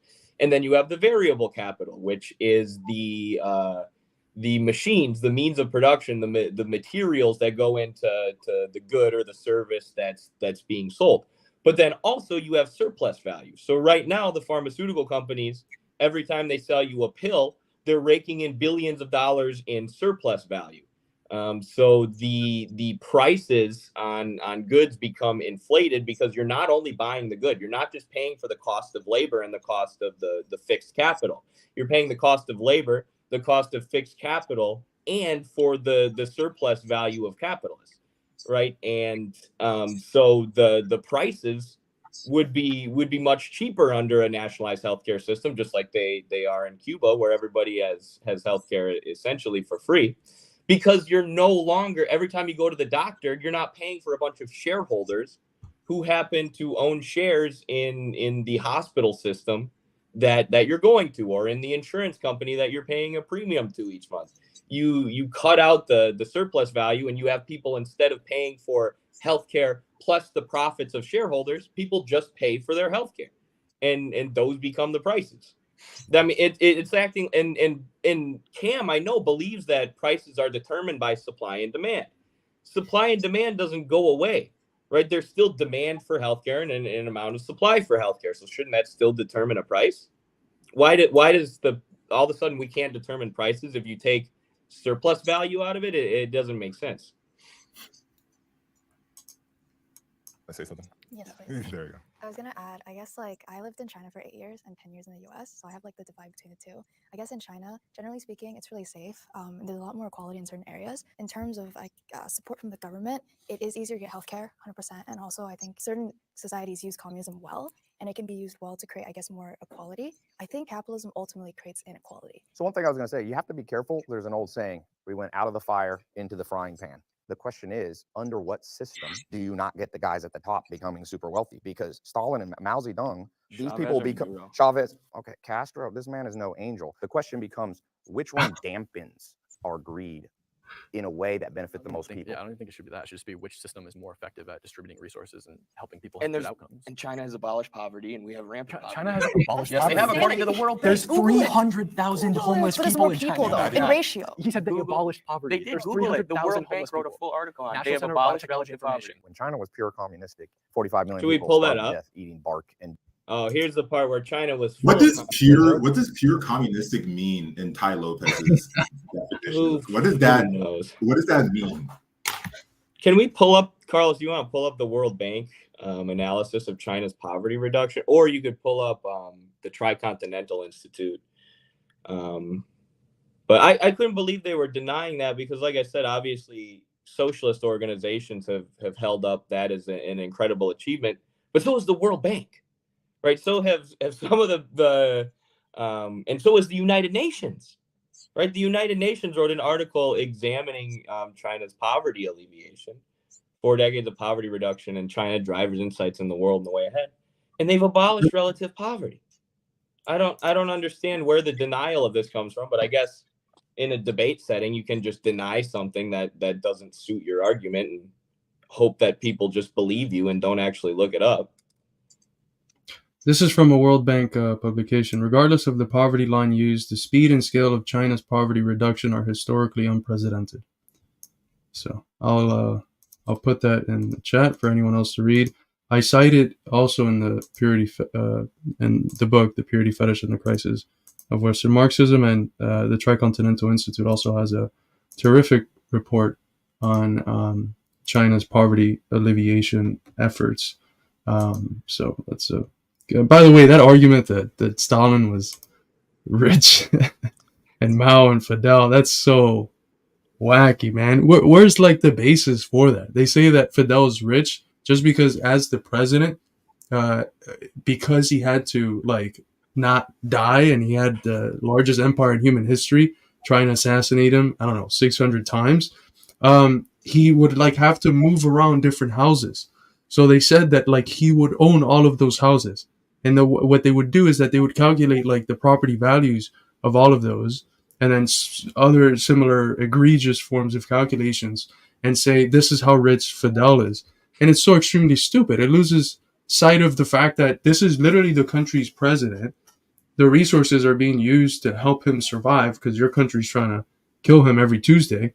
And that doesn't mean he owns it. He doesn't own it in the way that like, Bezos owns what he owns. And the Soviet leaders lived in small apartments. They were like all the same. And including for Stalin, like they wouldn't, because of course, why would they live in these extravagant mansions when they know the West is just going to use that as a talking point? Look at communism. The leaders are taking all the power. So they lived in these small apartments versus I went to Richmond, Virginia for a wrestling tournament last year and got to fly over Washington, D.C. And you would not believe the mega mansions that our capitalist politicians are living in. These enormous homes with acres of land and pools and in-ground pools, giant in-ground pools. Like Nancy Pelosi is known for being like one of the most successful traders on Wall Street. Like the corruption and enrichment that goes on in Washington, D.C. is above and beyond anything that's ever gone on in any communist country ever, even China before the anti-corruption efforts that were launched in the 2010s or the early 2000s. There's a very famous anecdote about Stalin that he died with only his shoes and what else to his name? Nothing else. No money at all. It's just very telling about what Tai is thinking, what he's saying by assuming that, oh, all these guys, all these world leaders, all these communist countries already assumed them corrupt. So they're no different than the ones we have at home. we had a billionaire president. Oh, that bad guy must be a billionaire asshole as well. It's very telling about what he intrinsically feels about what his system is, and unfairly places that same stigmatization to these other countries that he has not taken the time to research and actually understand how their power system actually works and is developed, or how money is distributed. It's very telling. He tells us himself with that question. Yeah, absolutely. And most ruling communist parties, they have it within their constitutions that the Communist Party members that function as elected officials, they cannot have a salary that's above the average salary of a regular working class member in that society.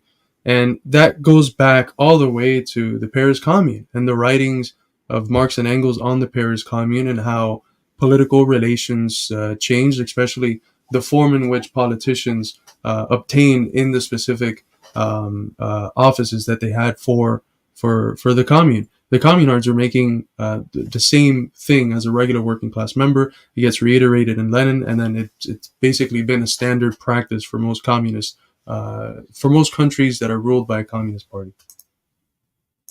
Dirt and leaves. And it's hard to know, is it doing better? All the things you like, are you sure that's from the communist side, the Mao Zedong side, or is that from the capitalist side? I would argue it's definitely Yeah. the communist side. I also just want to push back on one thing real fast. Are we still going to stick with the China thing? Because Well, I just want to there's so say, many great points yeah. here. We need that, a like, we need to proper- I know. focus. You know It's what I just mean? it's crazy to hear somebody say China's safer though, and like you can literally be disappeared from the streets. Like even your celebrities, famous tennis players, famous people, they are. Shout out Julian Assange. Yeah, shout out Julian Assange, but we are not incarcerating Julian Assange right now. We are trying to extradite him here for trial, which I'm opposed to. Yeah, we're doing our best. I'm He's been opposed sitting in to, Belmarsh and for I've the spoken last out with him. I month. actually work with his brother on the campaign to get him free. But what I'm saying is, we don't have political prisoners in the U.S. We don't. Who are they? Who are they? We assassinate them. Yeah, No, sure, yeah. who? Yeah, Who? yeah. Dude, did they cut out where I said Jalil Muntaqim? Fuck you guys, Jubilee. Fuck, we literally interviewed And a Patrick Cuban Lumumba. political prisoner. Like, and I brought him up, and he was a member of the Black Panthers, who were obviously imprisoned and killed in mass by the U.S. government. So for her to say that they have no political prisoners, and then I bring up a political prisoner that we interviewed and they cut it out, like, fuck you.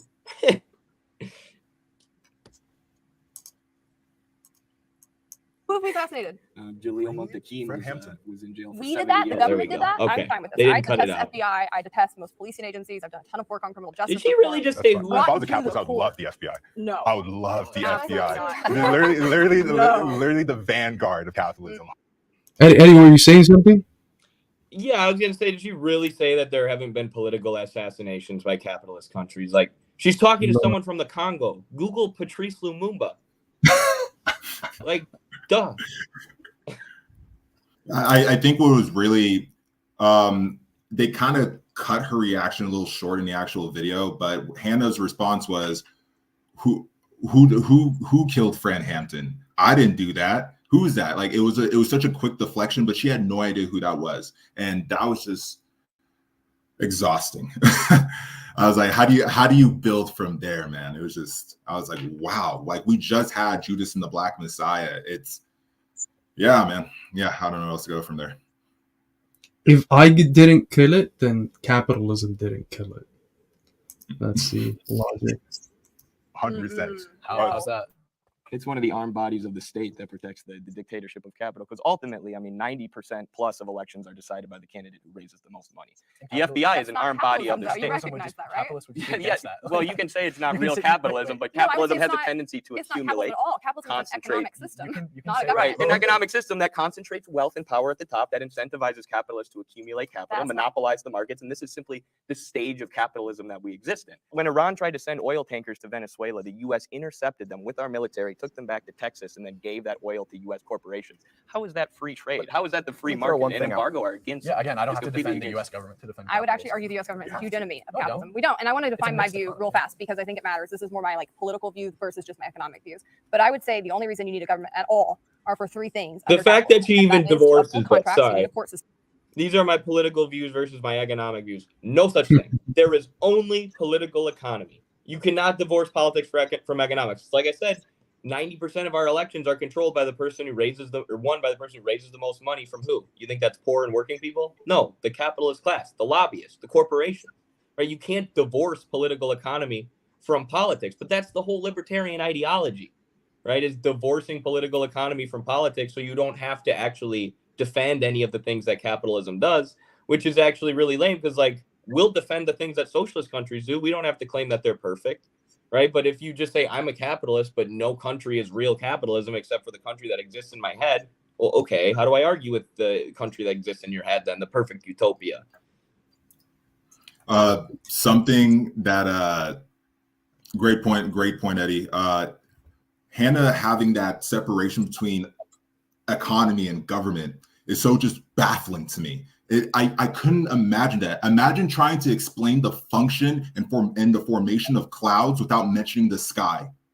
You would see life like a house of mirrors. It wouldn't make any sense. How could you divorce the idea of an economy without the defining the machinations that make it possible?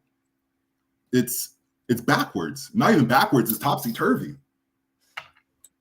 Well, that's the essence of capitalist ideology. It's an order that systematically needs to reproduce itself ideologically in mistaken ways. Like it needs people to systematically mistake the way that they see the order itself in order to survive. And the mistake is usually an inversion of the way that operations are actually at play in reality. By the way, I put the interview we did with Jalil Muntakim, political prisoner of the U.S. state for 40 plus years, on the chat for anyone interested. That's in our YouTube channel. It's under the live section of our YouTube channel if anyone wants to watch that. But let's keep this going. And they cut out a lot there. That's why we got into Venezuela and the embargo. This was a long conversation that they just took blips from. But shout out to SJ who watched the Jubilee video and now is questioning the bourgeois ideology. Badass. That's why I went to LA and did that, SJ. So happy to have you in the chat here. You do have to have a policing system so that people cannot harm other people's property or their person, and you need a national defense system. Now, what the U.S. has gone so far beyond that. We should have a defense. It should only be a government entity. You shouldn't have private companies coming in and profiting off of it, and it should be on guard to protect us if there's an existential threat, not waging war against. I have a question.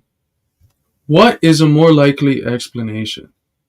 We have these capitalist monopolies that we can literally see and track how they influence through lobbies in various forms, politicians and the state, in order so that state policies follow the interests of these capitalist monopolies.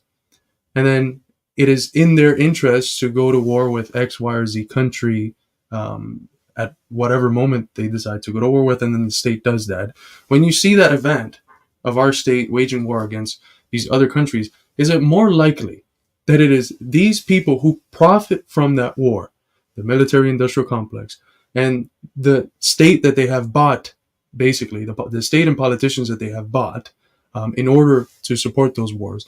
Is it more explainable? Is it a better explanation to say that it is this class that profits from war, who invest in buying politicians that end up taking us to war so they can continue profiting, or it's just somehow, she doesn't explain, some operation of the government that turns against capitalism in order for the government to go to war? For what reason? That's the thing. You have to, at some point, question whether these people are even giving explanations. Where's the logos in their argument? Where are the reasons? Where are the reasons? Where's the logical explanations for the positions that you're giving? You're just saying it's the government. Well, any regular person who's not materially incentivized to have those positions, as this person is, as their employment requires them to, any regular person looks at these two explanations, the Marxist one that can trace all of this out and that maps onto reality, and it's the reason why we can predict certain things. And half of the work we do is like talking about something that we predicted 3 months ago would happen, or this other explanation that is not rooted in reasons because they literally cannot explain. She just says the government. It's the government. It's the government. It's the government interfere.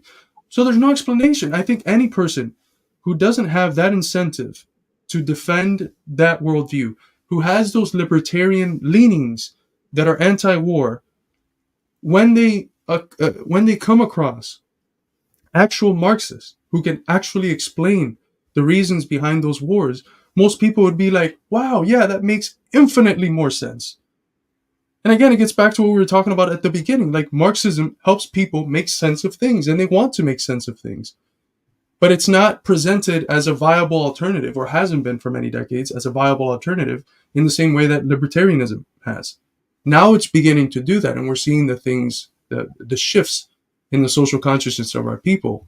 But there's no logos behind any of the things that she's saying. There's no explanation.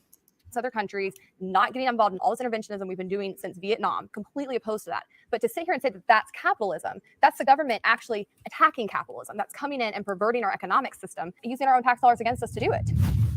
The Vietnam War was the government attacking capitalism. It wasn't that capitalists and their puppets in the U.S. government wanted to stop a communist country from coming to power in the East. It wasn't that they wanted access to all those resources. It wasn't that they wanted to exploit Vietnam. It was because the government wanted to attack capitalism. Like, no, it was obviously an anti-communist war, man. Listen to what Kissinger and everybody waging the war were saying at the time. They were saying we need to wage this war to fight communism.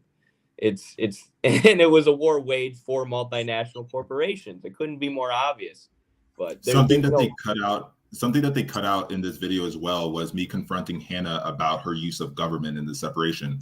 I asked her, why do you speak about government as if it's just an alien entity, as if it's not a bureaucratic system made by people who are made up within a class structure just like you and me? It's no different than a corporation. If a corporation is something feasible to you, a government should be as well, except what they control, the levers that they pull are the economy.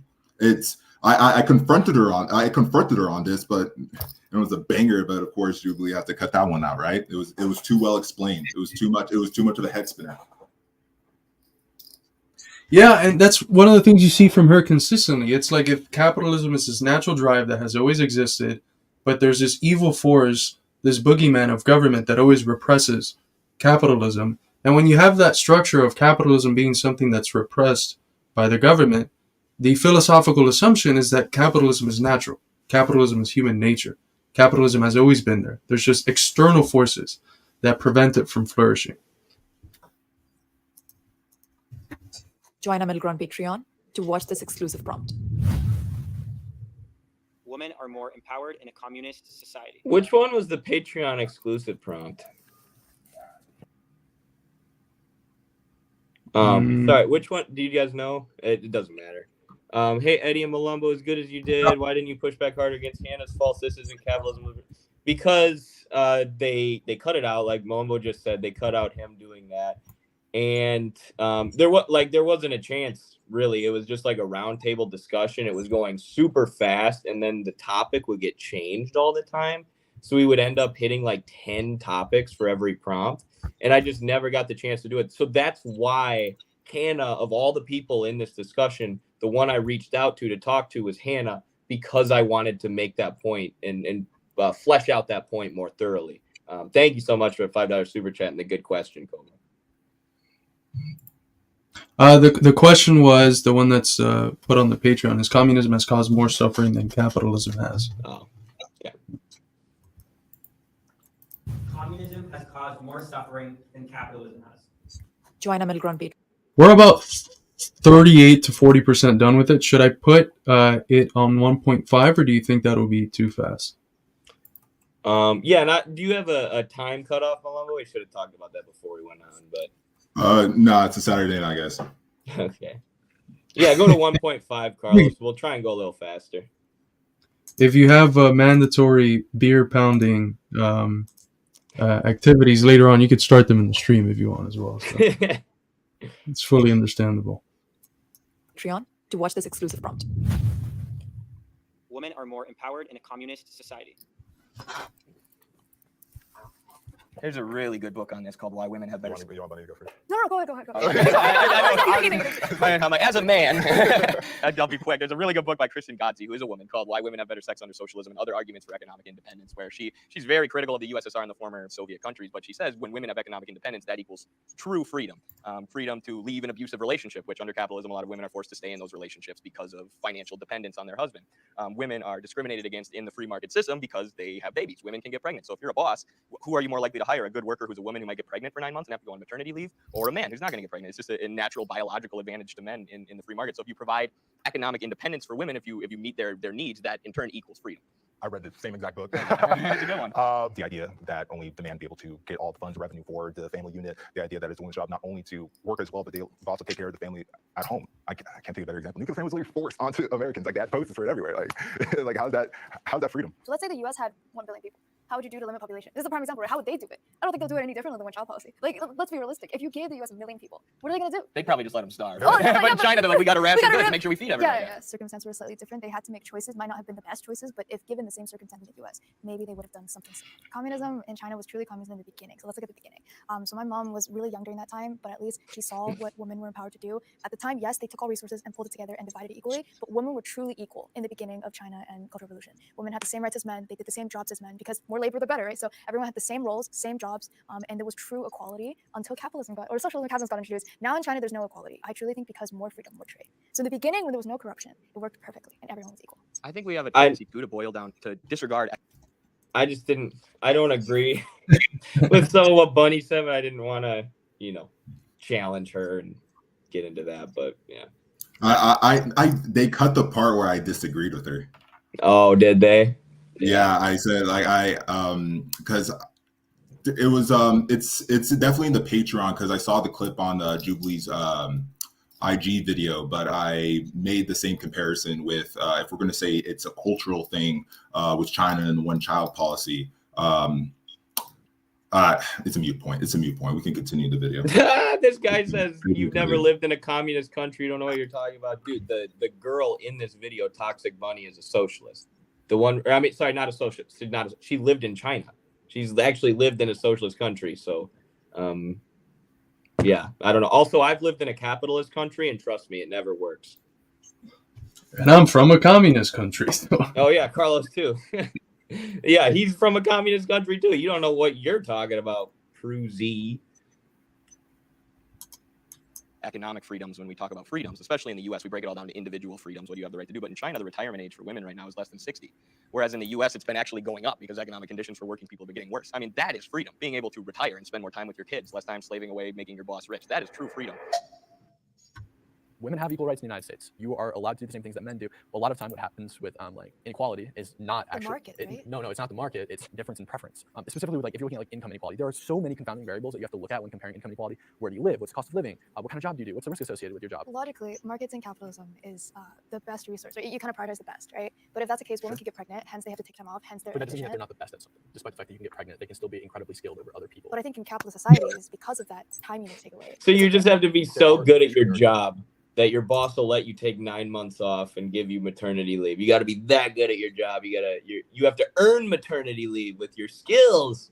I mean, that's the unstated premise of what Cam's saying there is basically you have to earn maternity leave. You have to have not only good enough skills, but superior skills to your competitors. Make yourself more valuable to the capitalists so that they gift you maternity leave. Fuck that. No, it's not a good way to run society. Every woman should have maternity leave by law. If you're an employer and you don't want to give women maternity leave, well, you don't get to be an employer anymore, because in our society, women should be able to stay and take care of their babies, because that's what a normal, healthy society would do. It's completely disgusting that we live in one of the only countries on earth where there is no maternity leave by law.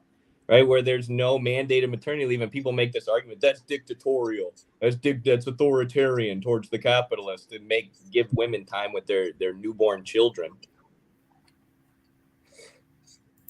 Yeah, and I'm really glad that they're using these arguments, because we're at a very turbulent time in U.S. but also world history, but here specifically U.S. history, and I think one of the common features of the 6 people in that conversation is that everyone agrees what we have now is fucked up.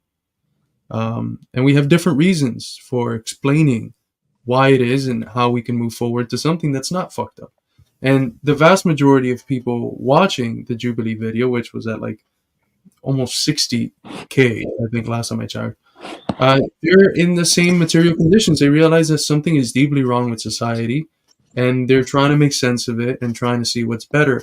And when they have one side saying that women should be so good at their job that they earn the capacity to have employers think that it's worth keeping them for the 9 months that they're pregnant and maternity leave, and have all these ridiculous, almost like anti-human arguments that are rooted in the fact that primacy for them is in capital and its accumulation, that does us a service. You should watch those arguments and be like, hell yeah, that's what they resorted to? Fuck yeah. You know, anyone watching this that has those questions going on in their mind is going to be very clear which side is right and which side actually stands on the side of humanity. Disadvantage, like or a- biological disadvantages. Financial risks is what Yeah, it is. yeah. Nobody's contesting that there's a major biological disadvantage for women. Women can also Has there choose been not a to be communistic pregnant. country female leader yet? Margaret Thatcher. New Zealand has one. Finland has one. Is there a communist? Kim Yo Jong's her name, right? In the DPRK. She's one of the highest up in the Wait, DPRK. what country are government. you The using? Democratic People's Republic Let's of not Korea. use which North you would- Korea. Well, the U.S. has had also had like very high people. The actual name of the But country answer is it. DPRK. though. Ty didn't even- There's never been. If we're going to Wait, say wait. communist, Ty didn't even want me to communist- mention the the communist DPRK. countries treat So women he, better. So you've got no female leader ever. Charles, We he don't like paused advocates, it. right? Sorry, No, but I know that's it's a bad confusing. I know, Sorry it's, about that. but he says so. There's been no communist leaders, and I say Kim Yo Jong, and he goes, "Oh, are we really going to use North Korea as an example, motherfucker? You just asked me for examples of communist leaders, and I gave you one, and you don't like the country, so you go, oh, North Korea, bad, scary, right? Like I just gave you a communist leader, and I could have gone on. Well, Nicaragua has, and Cuba, they have statutes that make it so that there has to be at least an equal amount of women in positions of power. And in Cuba, it's actually disproportionately women that are in political offices and that are in the positions of professionals. So, I mean, yeah, and historically, some of the most progressive governments in terms of putting in place policies to uplift women have been the Soviet Union and communist governments at a time when the West was still peddling dogmatically these ideologies of considering women ontologically inferior to men. The Soviet Union was being guided by the policy that every woman should be able to have the conditions to be the leader of this country, to run the state. And China was, saying women hold up half the world. Let's reflect that in our political practices. Coverage for you. Can I have my disagreement on the original point? Because listen, I think it's a fair point in some ways, but also like as a woman, I don't want just to have like a tokenism kind of representation. Like that doesn't. If Hillary Clinton became president, it would be no better for me as a woman, right? So I don't. That doesn't actually advance me. But what does advance me are civil liberties. What do advance me are having the ability to speak my mind, to pick which career I'm going to do, to decide if I want to have kids, if it's worth taking time away from the workforce, or if I don't want to do that. The ability to have those freedoms are here. And yes, there are many flaws, and there are things that take away from them in our society. But as you mentioned, legally, women have had equality for decades and decades and decades. And now that we have seen that time period play out, women have been advancing leaps and bounds. They're graduating college at higher rates here than men. They are starting to out-earn men when you look at apples to apples, when they have the same job, same education. They're outpacing them in their advancement within companies. Women and men need the same things, and that is freedom, autonomy, the government not getting in your way, equality, civil Do liberties. you think economic stability is one of those things that I women do, and and I men think we crave have- and need? yeah. But you would say capitalism is what gives economic Absolutely. Or stability. gives it Even though better- gives it 80% of better. women are living paycheck to paycheck, it's still better. Wait, but I don't know that's that just that's relative acceptable, but- poverty. So there's always going to be relative poverty, even if Not everyone in China. society. It Wait, was wait, relative do you know what poverty according relative to the World poverty Bank. is? Everyone, there's always going to be relative poverty in every society because relative poverty is just generally defined as making 40% less than the median income. There's always going to be a median income unless everyone's making exactly the same. So there's always going to be somebody living in relative poverty. So I want to address something you said earlier that we're like picking and choosing. Like the U.S. isn't capitalist here, but it is here. No, it's like you judge a country if it's capitalist or not based on how it expresses capitalist traits. So we can say that like in general, the U.S. is a mixed economy that's pretty economically free, right? But we can identify things in the government that we don't like, and we can say, okay, well those things aren't really expressions of capitalism, and we don't agree with them. So let's just take three things. Let's take three things. Are women treated better? Do they thrive more under a communist country? I think it's not only symbolic, but it's also a reflection if you make a woman the leader. Only capitalistic countries have had women as the prime minister or the president, and there's lots of them right now. There's never been one in communist history, not even close. Okay. Number two, well, America's not the only capitalistic country. Yeah, Well, I wanted to say that, is it Cameron, the guy with the mustache? Yeah, he was talking Yeah. about relative poverty. What China abolished was absolute poverty. So it's irrelevant that he made that point. That was like phrased as a gotcha, but they abolished absolute poverty. Finland, you have New Zealand, you had England had Margaret Thatcher. Number two, I think it's a big deal that China massively disproportionately killed female babies. It's a big problem, and even they admit it. So when we say here's the system that treats women better, come on now. The third one that I think is important is, where do women want to live? Well, definitely not here. Okay. I'm sorry. Where do they want to live in North Korea? But North Korea's not a communism, though. It's a. They just said they just corrected me and said it is communism. They're not really a communist country. They're a dictatorship. Juche is Marxism, Leninism combined with Korean nationalism. That's their idea. Before we get too far away from North Korea, Come on, Toxic Bunny. looking at the Constitution, who could vote, who could participate within the government within America, using America's example, rich, white, owning The males, Constitution doesn't say that at all. democratically within the nation. Because they fucking adjusted it after. Yeah, literally- what a slimy argument that was. The Constitution doesn't say that. Like I honestly didn't. I was honestly so shocked by that response. I almost fumbled. I almost fumbled here. But there's still a footnote. There's still a footnote that says it was adjusted after the 13th and 14th Amendment. After every amendment, they put a little footnote saying whatever's adjusted in the whole document. Actually taking control, rich, white, land-owning males. That was within the Constitution. And you're a lawyer, right? You went to law school. Didn't you mention you went to law school? So trying to school the guy that went to law school on the Constitution. Is I graduated.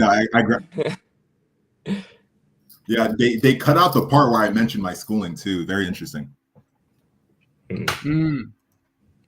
Yeah. By the way, It's not. Sorry. sorry, I just wanted to say real quick. Everybody make sure to go flood the Jubilee video with positive comments about communism and about me and Malumbo, because that will affect how it's perceived. I've learned that with debates in the past, that you can control how it's perceived by leaving positive comments and flooding it with positive comments. And Malumbo's, of course, getting targeted by a bunch of racist, pro-capitalist garbage. So just go counteract that. Leave a positive comment. Say Eddie and Malumbo killed it. The communists killed it. Or shout out to Toxic Bunny too. Yeah, we appreciate that. Yes, that is so much important. love, Eddie. I very much appreciate it. That's it's incredibly important, and I don't think people realize it, but so much of the perception that we have about other things is rooted in how we see people seeing specific things. It's rooted in second order observation.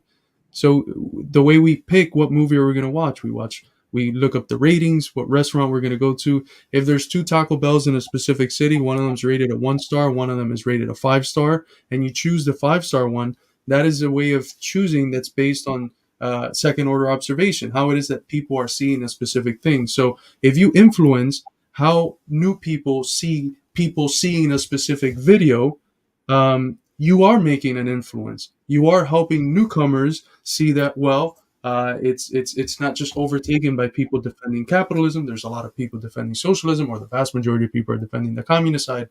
So it might be annoying, but if you can go there and leave a positive comment, it's incredibly important. It was illegal. I see right here. To show women did not. Sorry was that, about Malumbo? Cobra Kai makes that point.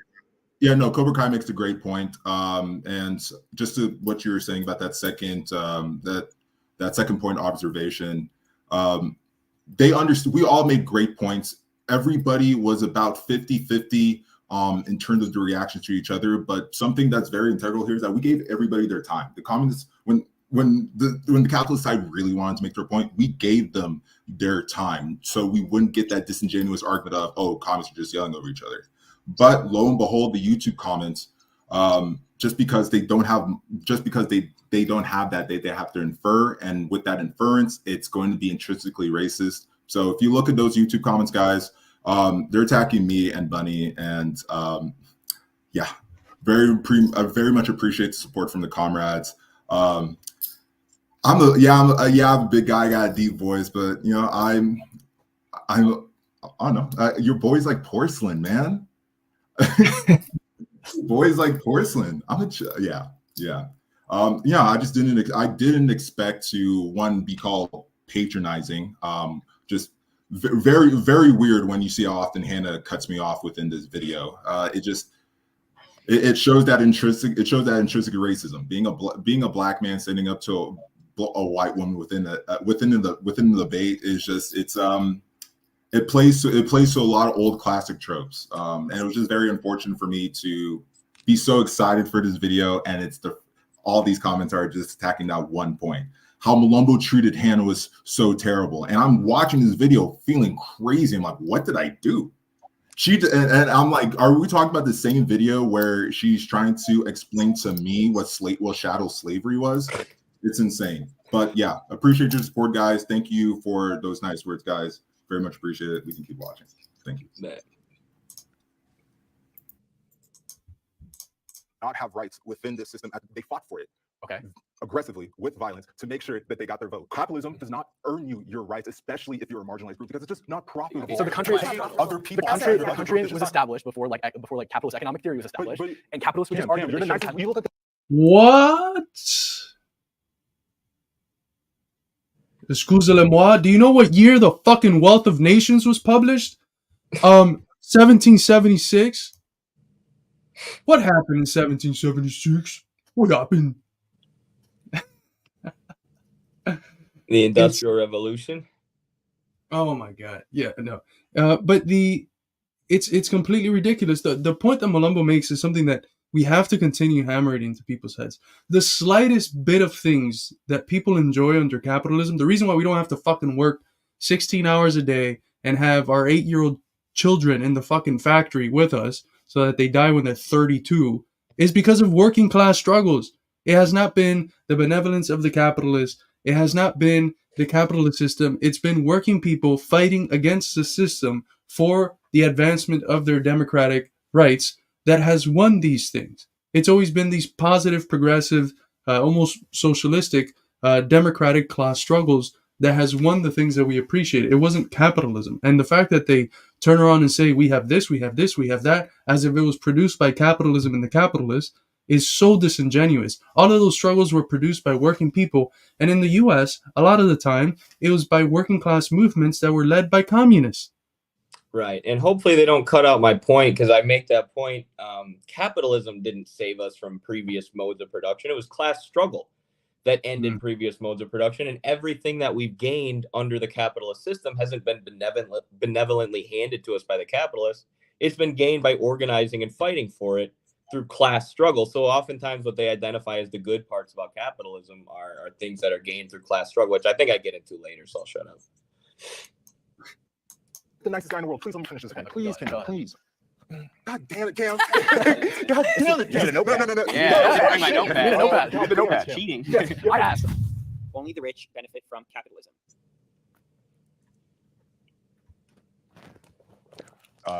Really? Nobody. I probably should have sat down for this one. And talked about because I mean, capitalism is based on the extraction of surplus value, right? Which leads to accumulation and concentration. It absolutely does only benefit the rich. I just wanted to make a side point about how I prefer capitalism to feudalism and slavery. Was the only reason I didn't sit down here. But I agree with Malumbo that it only, I mean, it's the whole motive, the whole driving force behind the mode of production is profit, is accumulating surplus value. Eddie, I'm just glad you didn't stay back in order to make some weird third worldist argument about how the imperialist workers benefit from imperialism and they're still poor, but it trickles down. Thankfully not. Benefit from capitalism. Capitalism being the control of a state apparatus or a nation, government, state, whatever word you use, by a certain class. So if rich people are that class and they control that state apparatus to govern that nation, of course they're the ones to benefit from it. Talk to you of this. Seems like it's do you guys disagree? Yeah. You want me to explain why first before you go? So I'm a Marxist, so I believe that society, through class struggles, transitions through different epochs or different modes of production, different economic systems. So I believe that the Civil War was a revolutionary war in America that transitioned us out of the slave-based mode of production in the antebellum South into capitalism. I believe that capitalism is a superior economic system to slavery. In Europe, I believe capitalism was in many ways a superior economic system to feudalism. But I would argue and agree that capitalism is better for everybody than, say, slavery. like you can still rise from the bottom with capitalism, and that's most societies. So it's like it's possible for the less wealthy to climb to the top if they have a good idea or like innovate on something that they think is a good concept. We're talking about benefits, right? No, I see both your points. Definition. I know now being empathetic, I was telling you not to give you a definition. Now I'm about to give you a definition of capitalism. We should establish definitions. I think Yeah, we got it on the same page. We do I definitions. feel like when it comes to science and ideology, it just gets kind of messy. It's more. I feel like it's just so much easier to do logical. Like, I mean, if you but, cite a definition, I'll accept whatever you give me. I don't know about these guys. Nah, this is a trap. Hold on, let me finish this. But my idea of capitalism. That's what we were saying earlier, Malumbo, that set the definition so I can catch you in a little thing. Yeah. Yeah, and I agree with that. Now I'm actually glad we didn't define it. And I mean, in the Marxist tradition too, Engels talks about how static definitions don't totally make sense. I mean, we need to label things and have definitions, but everything's in a constant state of change. So a definition is always could change. The way we define something could change based on how that thing changes in its material reality. Great point. Yeah, not much from there. I feel like we could hit play. You guys hit bars. This is nice. Usually I do this alone. I'm just like I'm forming these thoughts, but like it's nice being in an environment where I'm like, oh, they just said what I wanted to say. This is cool. Like this is a nice change of pace, guys. I love it. And that connection of the hyper focus, the fixation on definitions, these static definitions, I think that's baked into the structure of how these questions operate, because there's so much left in the gray area where, like, I know Eddie's thought pattern with that previous question, does capitalism only benefit the rich, is something that, it depends. If we're talking right now, yes. But if we're talking historically, the capitalist bourgeois revolutions were historically progressive. They brought humanity forward and, in reality, ushered in a world that was better than the feudal orders. So if we're working with these definitions that are so static, we can't have a space for that nuance and perhaps those long-term contradictions that you see when you see that, at the beginning, capitalism functions as a progressive force. As it comes to be the mode of production, it turns into a conservative reactionary force. So it's always a both and, but that cannot be encapsulated into these static definitions. And I got to congratulate both of you, because I think you did a terrific job in a context that is extremely difficult. I don't see many people nitpicking in the comments, and I think that's really good. But it's so hard to be in that context and be able to defend our position in the way that you did. So round of applause from me, by the way. I very much look at it within, again, very material, very cemented the idea of who has control over the military, judicial, legislative arm of a nation or a state. For an episode about capitalist communists, we have not talked about class. Whatever class has control within that nation. And now capitalism would be the rich, the bourgeoisie, the job creators having complete control within that society. Of course, that would only benefit rich people. Of course, you're going to push for tax cuts. Of course, you're never going to talk about livable wage. You'll talk about minimum wage, just harm reduction. It's a tricky one. I'm not sure there's ever a time when wealth doesn't concentrate up, including Stalin, Mao Zedong, Pol Pot. It's all Castro. You don't think Castro was a rich man who was benefited from the Cuban system? Didn't he have almost $1 billion? Yeah, but I want to interject real fast because unlike him, I won't just accept definitions. So when we talk about It wasn't enough to drop that dumbass argument one time. He had to drop it twice just to show off the knowledge. The knowledge of Fidel Castro's Lamborghinis and bookcases that he keeps in his garage because he's got so much knowledge. These are Fidel's Lamborghinis. Having these books more. These are also his books. Knowledge. Oh my God. about capitalism, that's fine, that's your definition. But for most people, when we say capitalism, what we mean is the free exchange and selling and buying of goods, right? And the more you have of that, the more freedom you have in those decisions, the less the government's involved in that, the more capitalism you have. And as we have seen capitalism expand across the world over the past 30, 40, 50 years, we have seen an 80% reduction in world. Look at Malumbo's face says it all. Like, she's talking about a market. Like, you know what societies had a market? Like the primary or old-timey terms, primitive communist societies of the pre-class era of humanity, which is most of humanity. They had markets because whatever surplus they would produce as a community, as a tribe or whatever, they would trade it with other tribes. You know what that process of exchange is called? It's called a market. No, those are market relations that exist either external to society or internal to society in some societies. So it's what she's doing is universalizing something that is particular. It's a bemusing of the universal for the particular. You have this universal institutional form of markets that takes various particular forms and throughout history. You have feudal markets, slave markets, primitive markets, socialist markets, capitalist markets, and she's confusing all of those different markets for capitalism, which is specifically a way of describing certain relations between classes in society where one class controls the things that society uses to produce, the state and everything else that's used to reproduce that specific order, and another class doesn't. It's that simple. So, but in every instance, you see where they go. In the circuits of capital, they always end up at the moment of circulation. Their analysis always starts at the end. They can never look at the point of departure, the relations that occur in how things are produced. They always go to the end. And again, it's like, the judge that shows up at the end that tries to pass judgment. So yeah, you get to the end and you're seeing stuff being bought and sold. You're like, oh my God, this has happened all throughout history. Capitalism has existed all throughout history, and it's always been suppressed by governments who prevent the buying and selling of things freely. It's because, yeah, go ahead.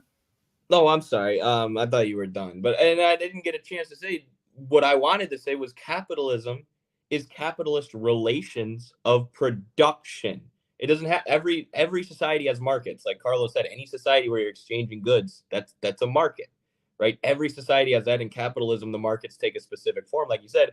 But what makes capitalism is the relations of production. In a slave society, you have master and slave. Slave produces, master owns and accumulates. In a feudal society, you have the monarchs, the kings and queens, or the landlords, the barons, and the peasants who work under them.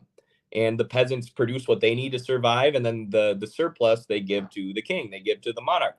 Under capitalism, the vast majority of people are wage laborers, people who are divorced from the means of production and divorced from the land. We don't have tools. We don't own land. So the only way that we can survive and get our share of social production, meaning get the means of subsistence, the things we need to survive, food, water, shelter, is by selling our labor to a capitalist. That's what it means to being a wage laborer. When you sell your wage in a market, that makes you a wage laborer, and the vast majority of people in this capitalist system and on the planet are wage laborers who sell their labor to capitalists who own capital. And those relations of production are what capitalism is. So to totally gloss over that and just say capitalism is markets is absurd, unscientific, and yeah, everything Carlos said.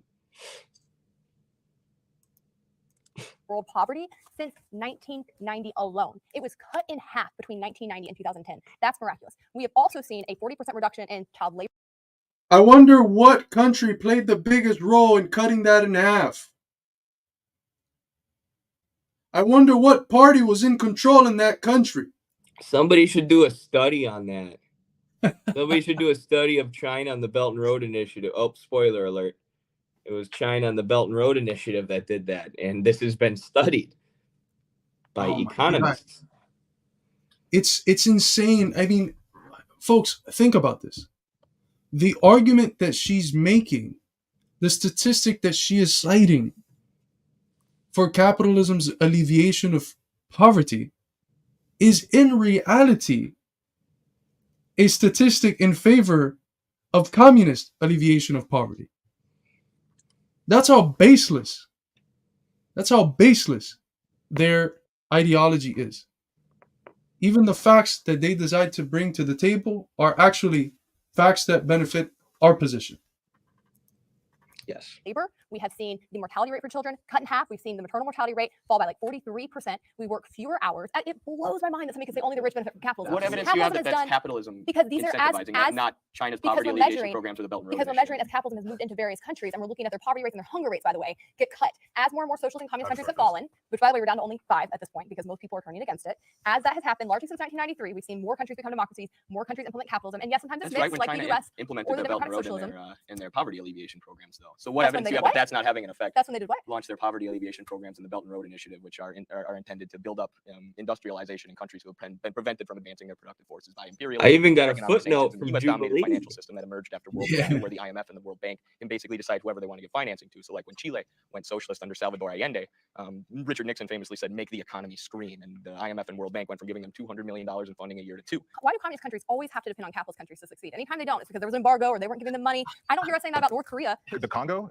is capitalist. The Congo is one of the poorest Every countries in the world. Sorry, The can I Congo, answer though, that because I didn't get a chance to in the debate. That was one of the things I wanted to get a chance to respond to. And Carlos already mentioned this earlier, but we live in a globalized economy, right? We live in a globalized economy where every single country is interconnected. Every capitalist country is dependent on trade. Every single one. Global trade, right? So when these countries are dependent on global trade, and oftentimes their whole economy is just multinational corporations who are stealing their resources, and then they have a revolution, and then the U.S. puts an embargo on them, so they're cut off from the rest of the world, like Gaza, like the DPRK, like Cuba, like Venezuela. Yeah, that makes it difficult because we lived in a globalized economy. We live in global capitalism. So if you strangle a country off from the rest of the globe, if you strangle an economy off from the rest of the globe, that's going to hurt them in comparison to other countries who are allowed to trade freely because they haven't pissed off the imperialists. Beautifully said. is mineral rich. So much cobalt. Every single one of your folds needs cobalt to work. That is your real life vibranium.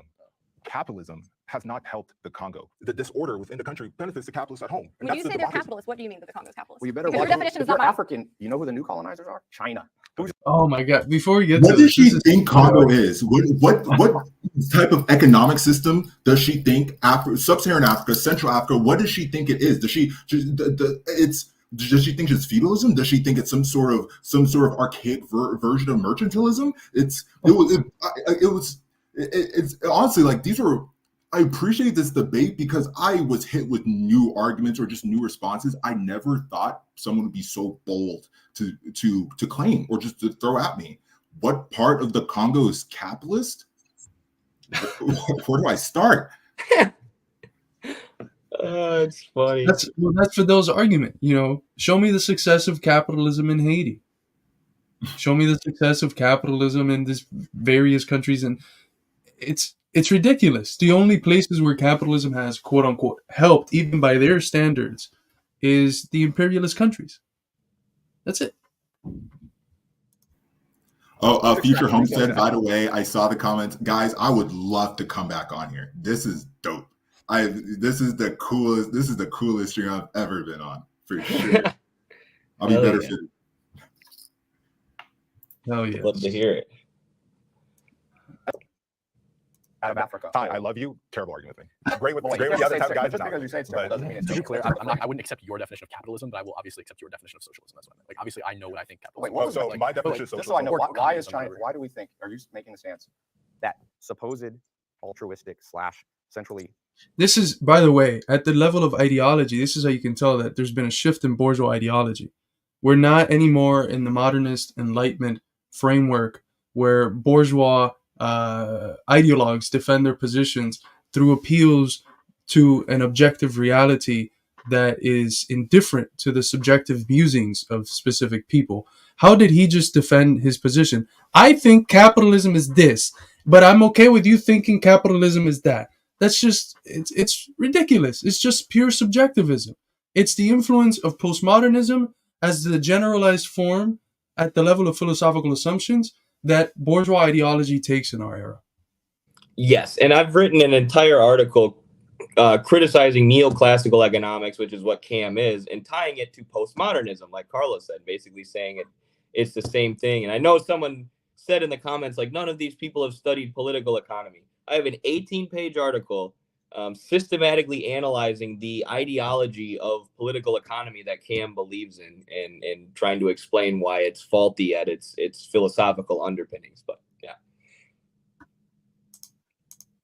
governed China is not a new capitalistic empire moving into Dubai. You see it there, moving into Africa. China is not America. There are clear differences in what America does in the Congo versus what China does. America comes in, they set up military bases. Unmarked airplanes will come into the Congo with multitudes of American military and multiple corporations. You know what China does? They come in with intellectuals, with a document signing. Would you guys like to do this trade deal? If you do this, we'll build a mining facility that the state can run, and that will benefit your taxes.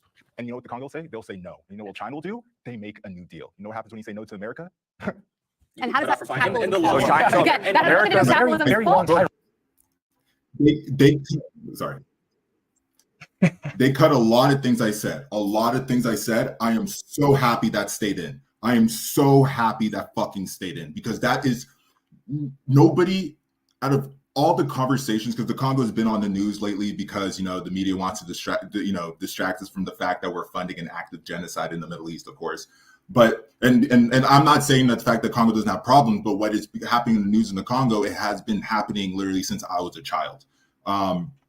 But to have a perspective of what America does in the Congo, I know it. I tell people, oh yeah, I see American military all the time when I go to Kinshasa, but to describe unmarked airplanes, I didn't have that context until I went to another country, and America has, and they're telling me, oh yeah, you have to have like a sign on your airplanes. That's just normal. I'm like, oh, I know a place where that's not normal at all. And it was very nice and very gratifying to finally say that in a public space. Shout out to the Congo. Yeah, it's so interesting too to hear them, you know, China's imperialist, then they have someone from the Congo who understands the country right in front of them telling them, no, China's trade policy in the Congo is very different from the neocolonial trade policy of the US. And they're just like, nope, China's colonialist. Okay. you guys would know. And even with the loans that China gives out through the Shanghai Cooperation Corporation, or through the BRICS New Development Bank now, the interest rates are very similar to the Marshall Plan that the U.S. used to rebuild Europe after the Second World War. It's extremely low interest rates. They don't take the debt trapping form that you have with the IMF and the World Bank, where in order to be given the money, you have to enforce basically neoliberalism, privatization, austerity for your people, liberalization, deregulation, and in general, just open up your country to be looted by Western multinationals. Those are the conditions for obtaining loans from the IMF, and that is debt trapping. And most of the loans that they've been taking out for the last few decades are used to pay back other loans. It's explicit in the conditionalities of Chinese loans that loans ought not to be used in those ways, that loans ought to be used for the development of the productive forces of these countries so that they can develop infrastructure and actually serve their people. They're not these parasitic loans. And for many countries, for instance, we saw it with Venezuela, some of the debt has been just canceled. It's been it's been completely erased. So to compare the activities that China does, even at the level of as someone that lends out to countries and creates a certain form of debt, to compare that to how the U.S. and its global financial institutions operate is just completely ludicrous. There's no perfect economic model. There's no disagreement there.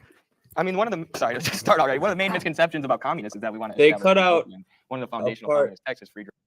I guess maybe they didn't want the audience knowing that they asked us for prompts, because they asked us for advice on what the prompt should be. This was my prompt because I knew everyone would agree. And I said that when we were walking there to the center. They must have edited it out, but I'm like, I knew everyone would agree on this. And the only reason I wanted this to be a prompt was, one, because I thought everyone would agree. And I knew it would be hard to get communists and capitalists to agree on a question. And two, I wanted to go on a rant about Engels' utopian and scientific, as I tend to do. So, yeah, it worked out well, I guess.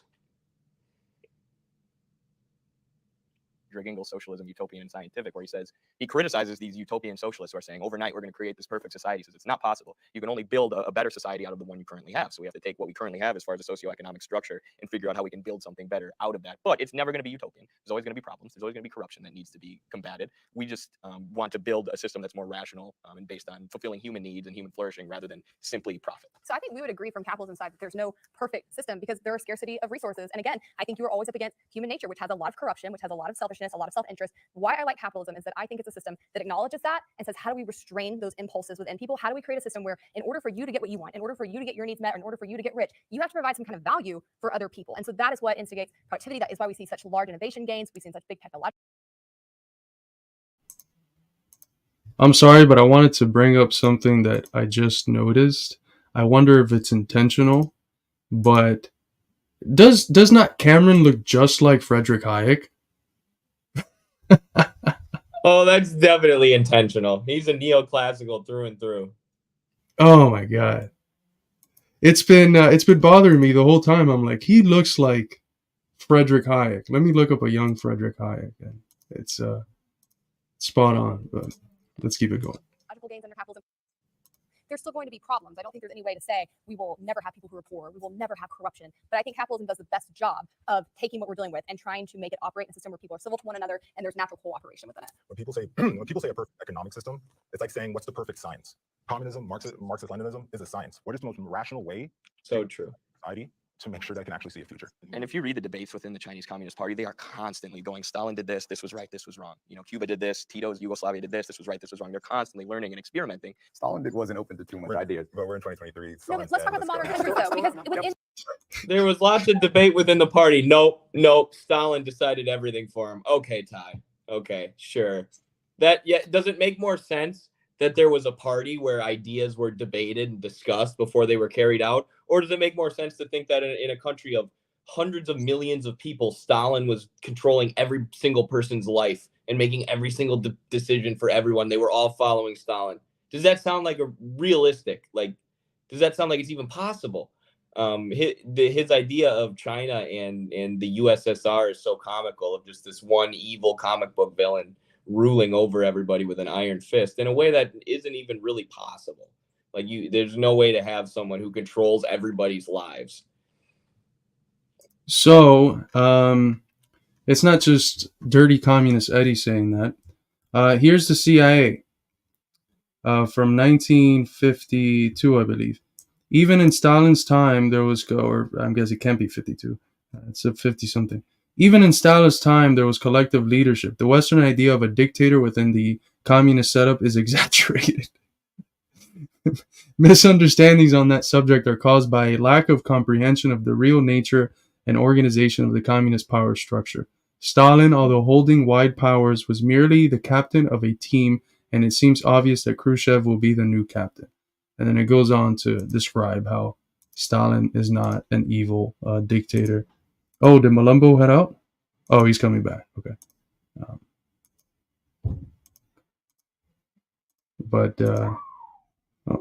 Add him to the stage. There he is. Ooh. Don't know what happened. Well, I'm glad that you were like, it's 2023.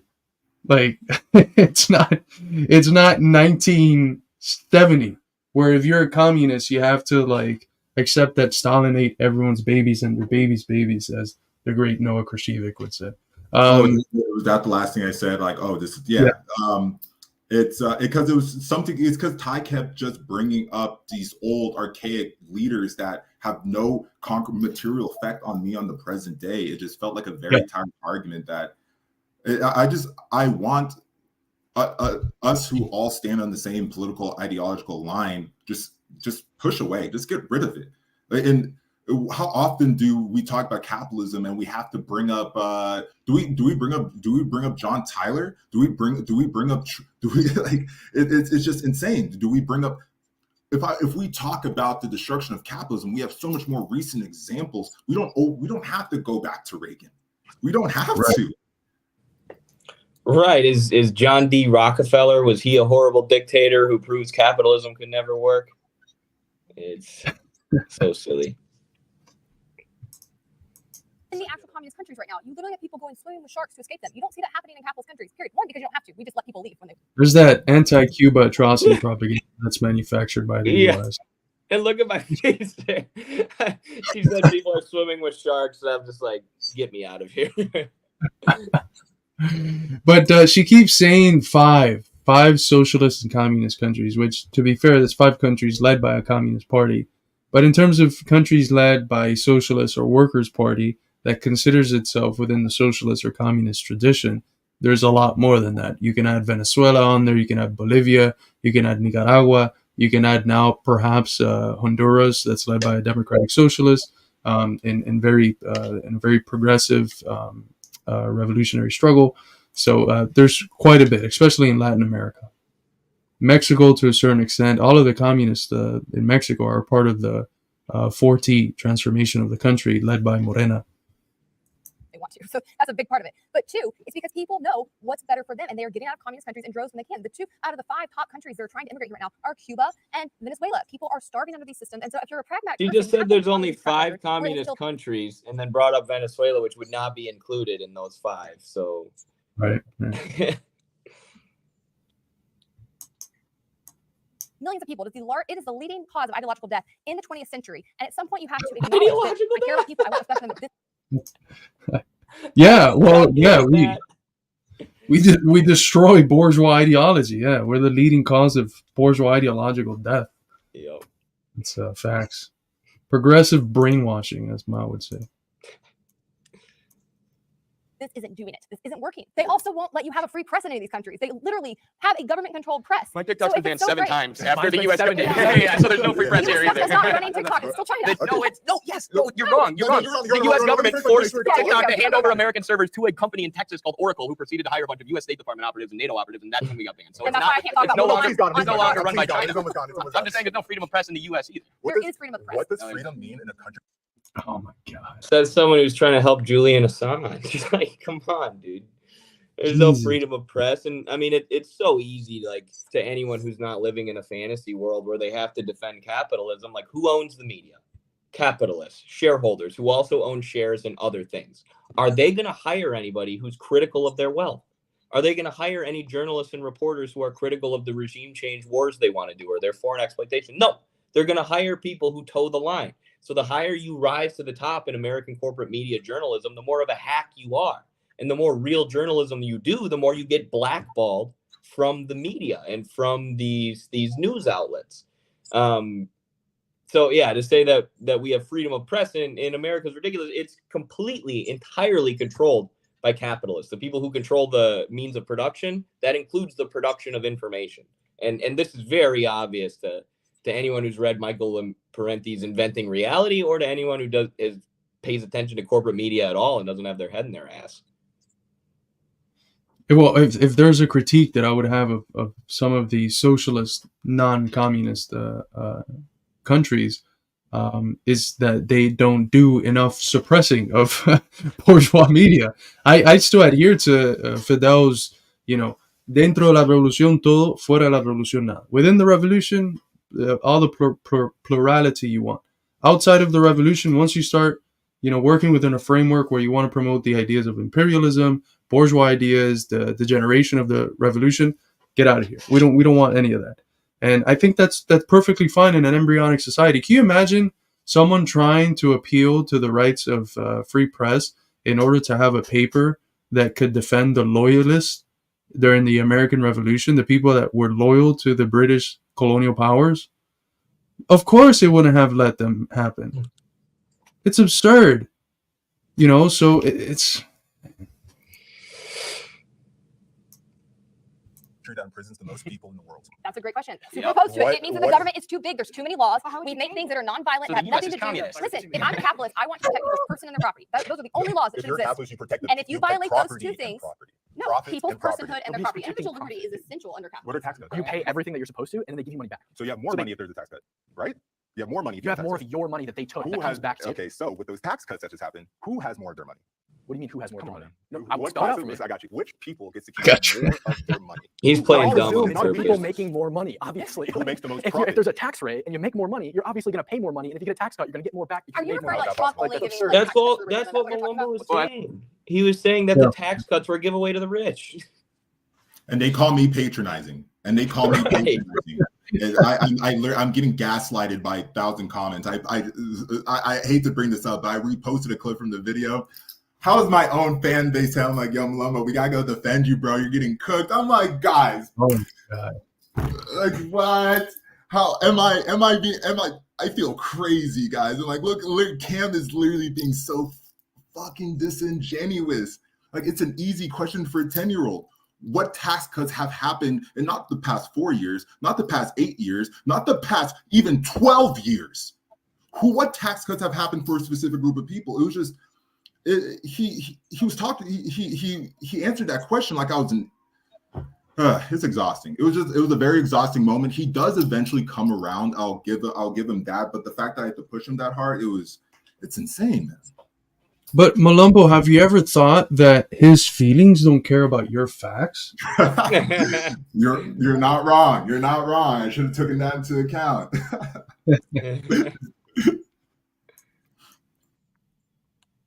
As a socialist, I'm not really here to argue for taxes. I'm more to argue for worker ownership of the means of production. But I think Bunny wanted to go. Yeah, I was going to ask. So I guess hypothetically in capitalism, you have free market, correct? So when free market occurs, it goes to near zero profit, correct? When a free market occurs, In a free market, the equilibrium point is near zero profit because they'll keep undercutting each other until they maximize demand. Why would they work or do anything? Exactly. She's I'm talking about talking about classic like, economics. yeah, classic economics. But let's say hypothetically, like Amazon is a prime example. They keep pricing, like I guess, like earning less and less profit. So wouldn't that create monopolies? And I mean, that's how you want to get more demand, right? But, okay, so first of all, like capitalists are going to be generally against like trust and monopolies, but like But at the it same time, creates like how could no, it Yeah. does not every time. How Or oligopolies. But Or isn't- oligopolies. but Or isn't- how monopolies. could how state could economy the how could ultimate a monopoly? socialist yeah, exactly, it enriched them in when socialists argue against.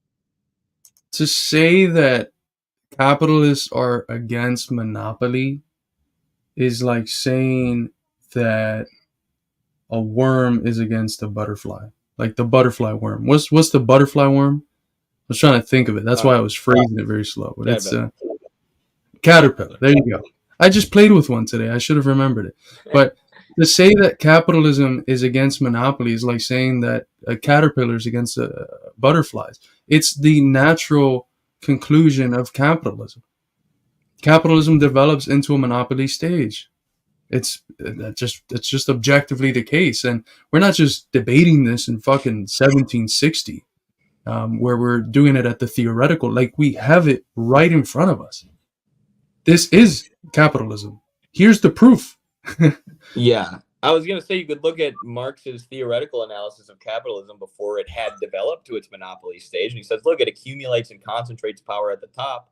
Of course, the people who accumulate all that wealth are going to try and push all their other competitors out of the market. They're going to look to monopolize markets. So we could make that argument theoretically, like Carlos said, or we could just look around. Look at the companies in Silicon Valley. Look at how much is owned by Vanguard and BlackRock.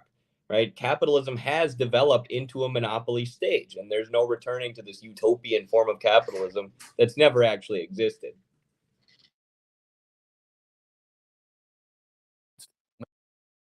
Monopolies, or they use that as a hitting point against capitalists, when like the biggest and most powerful monopoly that you could possibly have is a state-owned monopoly. Yes, it is absolutely a And how are monopoly. you going to break There's up monopoly without the competition. state? What apparatus is going to come in and break it? And in a lot of these, can I make one point too? In all these socialist countries like Nicaragua, they're now investing in small business and trying to encourage their civilians to start small businesses and to innovate because they view that as a better alternative than monopoly. And what apparatus do you use to stimulate small business and break up monopoly besides the state? And when the state's doing that, it's not acting as a monopoly. The government creates. So what about maybe in the class struggle, you had, like you said, feudalism, slavery, capitalism. We tried communism. Maybe it's the rise of that slavery libertarianism. is part of capitalism. No, it's not. Ty is just fucking putting gems on the table now. You know, the man is all about knowledge, dude. The new stage has been dropped. Libertarianism. Post-capitalist libertarianism. Jesus Christ. Oh my God.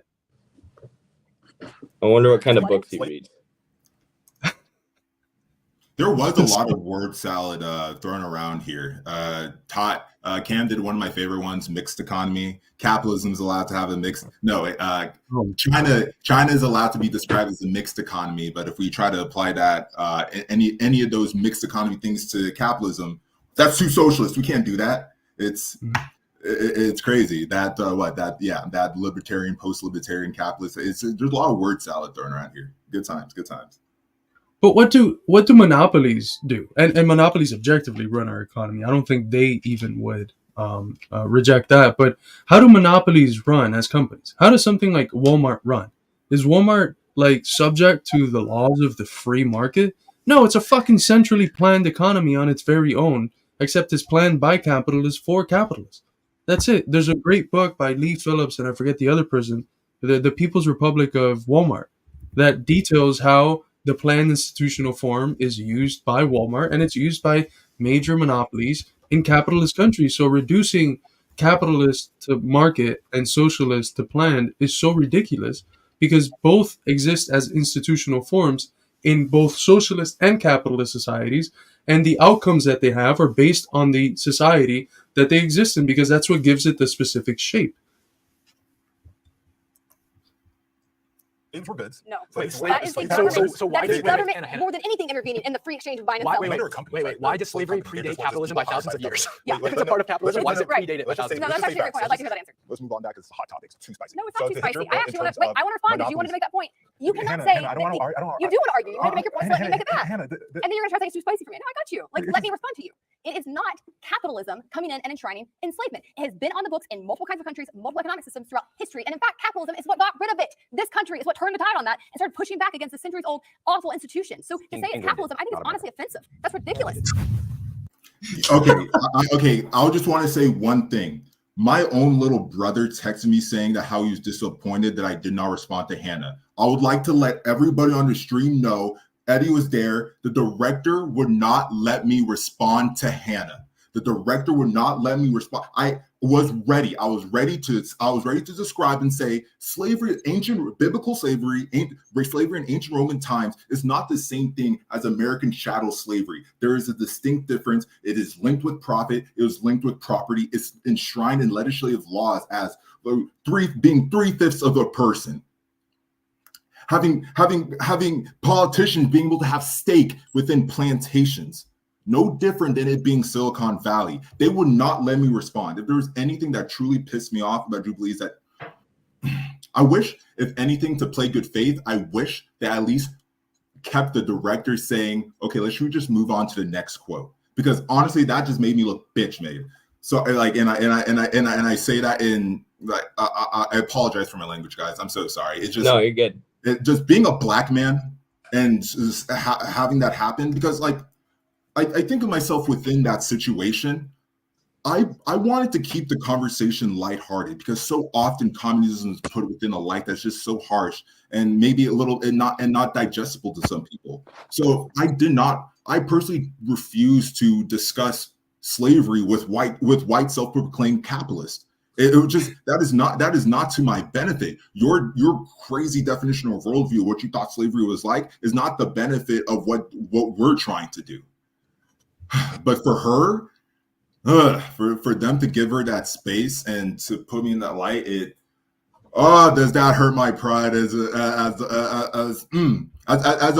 a black patriot, as a black communist? That kills me, man. God damn it, man. That's the only part of the video that really fucking bothers me. The fact that my own little brother texted me that, and you see the same thing, man. I want to be. I'm making this point now, guys. I swear to God, I was ready to attack her. Jubilee cut me off. I'm done. Yeah, the director cut us off at that point. Like, we got to move on to the next prop, and it's like she didn't give us a chance to respond. As someone said, she never talked like that to me. It was only towards Malumbo, which makes you like, what kind of embedded racism is driving this? But and two, I've written fairly extensively about how European and American capitalism in its early development was entirely dependent on slavery. It was entirely dependent on the American South for this endless supply of cotton, this endless market of cotton that was produced by the slaves and the Confederate slave system. So capitalism, sorry, I had something in my throat, but capitalism and slavery are deeply intertwined, and slavery helped build capitalism. And we had to fight a war to get rid of slavery and move to capitalism, which is admittedly a better system, like I said earlier. But To act like slavery and capitalism aren't connected, and socialism is actually slavery, is absurd, because slavery is what propelled the development of capitalism in the Americas and in Europe.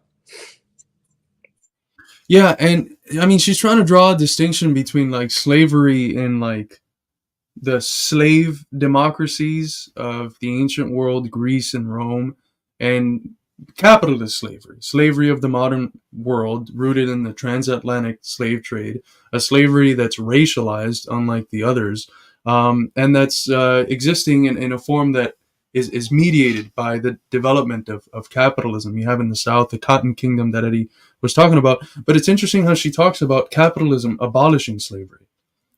What a interesting argument, because even in the slave democracies, you did not have the drive to accumulate. It was primarily reproducing more of the same. Their slavery was not, it did not have this capitalist drive to accumulate. Slavery in the U.S. South did. It is when the Cotton Kingdom attempts to become what they called the Cotton Empire, and they want to expand westward and into Latin America, that's when the American North intervenes. So it's that drive that is rooted in the capitalist form slavery took in the U.S. South that led eventually to the clash. And it wasn't capitalism that abolished it, just like it wasn't capitalism or even the North that beat the South. That's a complete misreading. The North was losing. The North was losing. The only reason why the North won, as Du Bois, which is somewhere here, up here, as Du Bois outlines in Black Reconstruction, it is the general strike of black proletarians in the South, which was the productive base of the Southern economies. The workers literally fled. So the Southern economy lost its productive base in the form of the enslaved proletariat. Those workers, they didn't just disappear into a void. They went up north. They forced the North to accept them as soldiers. They forced the North to accept them as workers. They forced the North to accept them as spies. And it was thanks to that general strike of the black proletariat that we won the Civil War, and the black proletariat and 4 million black folks in the U.S. South were emancipated. It was a revolution.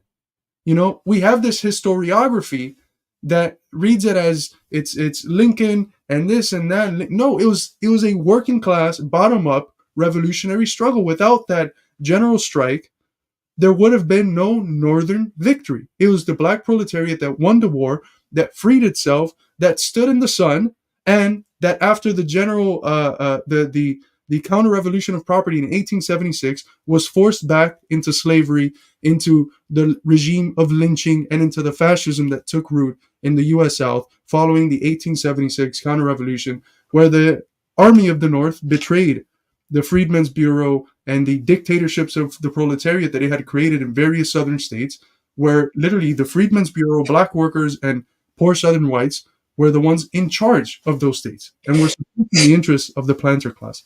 That is completely removed. It was capitalism that fucking did it. All right. And this is why we consider Du Bois to be like the fourth or fifth head of Marxism, or like the founder of American Marxism, because he's the first person who makes this materialist analysis, or takes this analysis of political economy, excuse me, and makes it specific to the United States, analyzes dialectically the concrete conditions of the United States, which blow apart this idea, as Carlos said, that capitalism came in and defeated slavery for us. It was class struggle, plain and simple. The purpose of an economy should be to maximize the well-being of the population. Hey, that's my problem. No disagreement. What happens if no one disagrees? I knew we'd agree on this. No debate. When I knew we were going to be debating capitalism, I figured none of you would defend monopoly capitalism. You'd be more pro small business, more pro free enterprise. And, you know, you look at our current American system and it's not like ideal. You know, you're not giving it 2 thumbs up. So, yeah, I just think we all agree that we're trying to find the best economic system to promote flourishing among society and the population. The economic system has the responsibility of taking care of their systems. That's common sense. Shout out to Thomas Paine. Yeah, shout out to Thomas Paine. The government should always, or in general, the society should strive to be better and to make lives better for everyone. But I would say not the government. I think you need smaller. Government seems to mess everything up. Humans, if you talk about the flourishing, you can still see there's tribes that live more hunter-gathers. Small. I think smaller is better. What about a robot? What about an unbiased robot? Better. There's an anime called Psychopaths. Yeah. Which, okay, you guys know. Okay, perfect. So I think a centralized brain. Dude, I was so lost at this part. With multiple, like, millions and millions of minds in it might be. I was so lost at what she was trying to. I've seen Psychopaths, but I didn't get this part. It's kind of interesting though.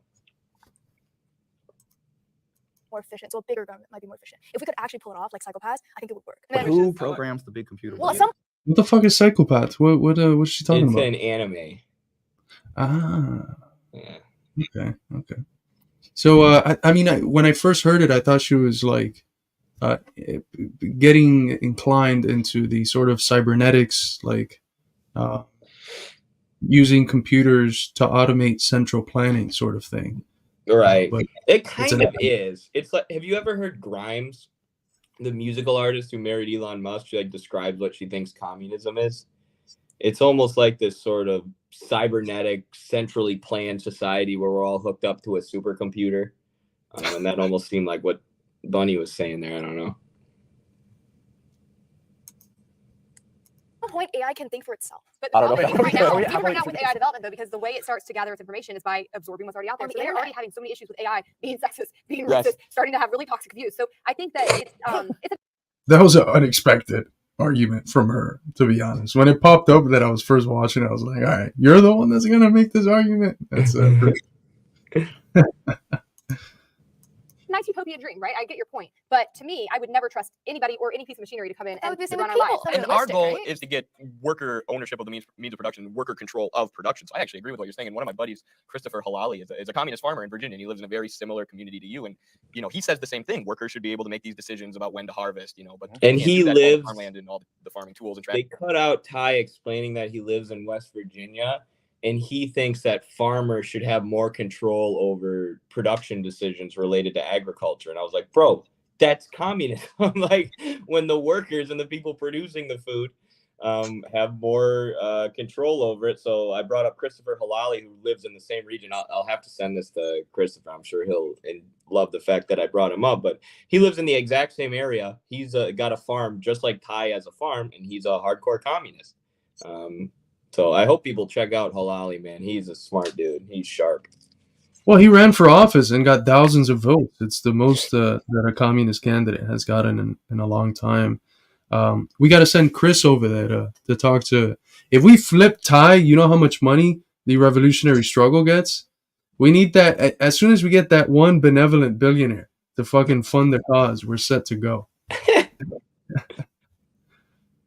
Actors and fertilizers owned by multinational corporations and big agribusiness. I would like to note that you said control rather than own. And I think that under capitalist system, workers do control the means of production by using Jesus their money as Christ. indicators, right? Like the business owners produce things based on the demand that consumers or workers, or the same thing, have. Our dollar doesn't mean anything. Our dollar does mean something. It's an indicator for what things are valued at. But the central decided. Sorry, go ahead. Yeah, if the central They'll do government just sufficient, decides right? what it's worth, No, like they have central no government indicator. surpluses because price is just a signal of scarcity. It Were they signals, long-term? hey, They if have anything no goes wrong, this price indicator. is going to go up. Yeah, Okay, we've because got you surplus, can't this set price is going prices down. based on cost. You can't just have people pay for the thing what it costs. Right. Signal to people, and it signals scarcity. If you remove that signal, that's why centralized economies fail, because there's There's no no way of economic allocating calculation. resources. There's no economic calculation. And then you have the situation where people have to go into the black market to get things that they need. It creates utter chaos. Versus under capitalism, you have this free flow of goods based on the signals that are going out between merchants and purchasers. It's all very single. I would say that any capitalist would agree that the ability to just quit your job and suffer through the demeaning act of trying to find another one is not a great example of freedom within this country. Why? I don't understand. It's They're- very easy to quit your job and get other jobs. Like they're it's not meaning. difficult. Why is it Sure, meaning? sure. It's very easy. Huh? That's an argument I'm sure the vast majority of Americans would not agree with. My parents are like 8 months into trying to find a new job. Yes, they're older, but it's incredibly difficult. Have filled out maybe 30 job applications, and it's extremely hard. I know that's a reality that maybe for some younger people, but for the vast majority of Americans, just leaving your job and getting another one is not something that's very real. Especially when the vast majority of us get our health care from our jobs. So if you have diabetes or a long-term health issue, you can't go 2 weeks unemployed. You might not have insulin. Yep. average person who decides to quit a menial job, who has no access to education to get them a higher paying job, who has no social connection, no cultural connection, no state apparatus helping them in real life, just pure real life. It's not as easy as turn off, turn on. This leads to another really great example of government intervention that really screws up. You brought up education. Pretty much anyone in the United States can get into college, no matter how terrible your grades were. Oh, that's great. That really leads me to my next point. It is very expensive, but do you know why people are able to go to college despite the fact that it's super expensive? Because the federal government comes in and says, hey, I've got 2 bags of money right here, and I'm willing to give it all to you, even though I know you can't pay it back. And then the colleges say, well, hey guys, it seems when we keep raising our prices, the government just keeps paying it. And we don't even have to worry about if the kids are able to pay it back. We're just going to keep on paying it. The trend line for like college tuition prices and like government involvement. It's called the capitalist incentive. If you can make more, you're going to try to make more. It's almost like they love trapping people in debt, so they have to pay back the banks with interest and the colleges with interest for the rest of their lives. It's almost like that the way that they use education to gain profit is driven by capitalism. It's almost like that's a capitalist form of higher education. There's got to be so many apolitical or not too political people listening into this and asking, like, how is this an argument for your side? Right. You can see me nodding and agreeing there. Like, oh yeah, that is kind of how the higher education system works under capitalism. Oh my God. I think there was another point cut off here where I'm pretty sure I make the point, and you back me up here, Eddie, where we talk about how capitalism is intrinsically linked into the American education system today. Colleges and universities are incentivized are not incentivized to invest into any education outside of the STEM field. You mentioned W.B. Du Bois. Great example. The famous debate between W.B. Du Bois and Booker T. Washington. The value of a liberal education versus an industrial education. It's that same argument is creeping up within education today. And sure, we can add the flair of for example, the CU Boulder is my alma mater. Shouts out Go Bus. My alma mater is willing to spend almost $10 million, $20 million on a new stadium, a new coach. But God forbid the ethnic studies department even has their own building. When I triple major sociology, ethnic studies, and geography. When I was still at CU Boulder, the ethnic studies department only had a trailer, like in the back of the parking lot. Right, and they fought just to have a trailer. But hey, if Deion Sanders needs 10 million, let's go right for it. There's very much a capitalist mindset to the education system today. They know what drives profit. Yes. Ooh. College. Yeah. And they know that the people that go into STEM are usually going to end up richer. And so those will be the alumni that bring in the most money for the university. So it's being a free thinker, something that these institutions want to create. Do they actually want to be places that pursue truth and knowledge? No, they're structured, as Malumbo mentioned. It's the same bottom line that structures everything else. Profit, profit, profit. Sports sells tickets.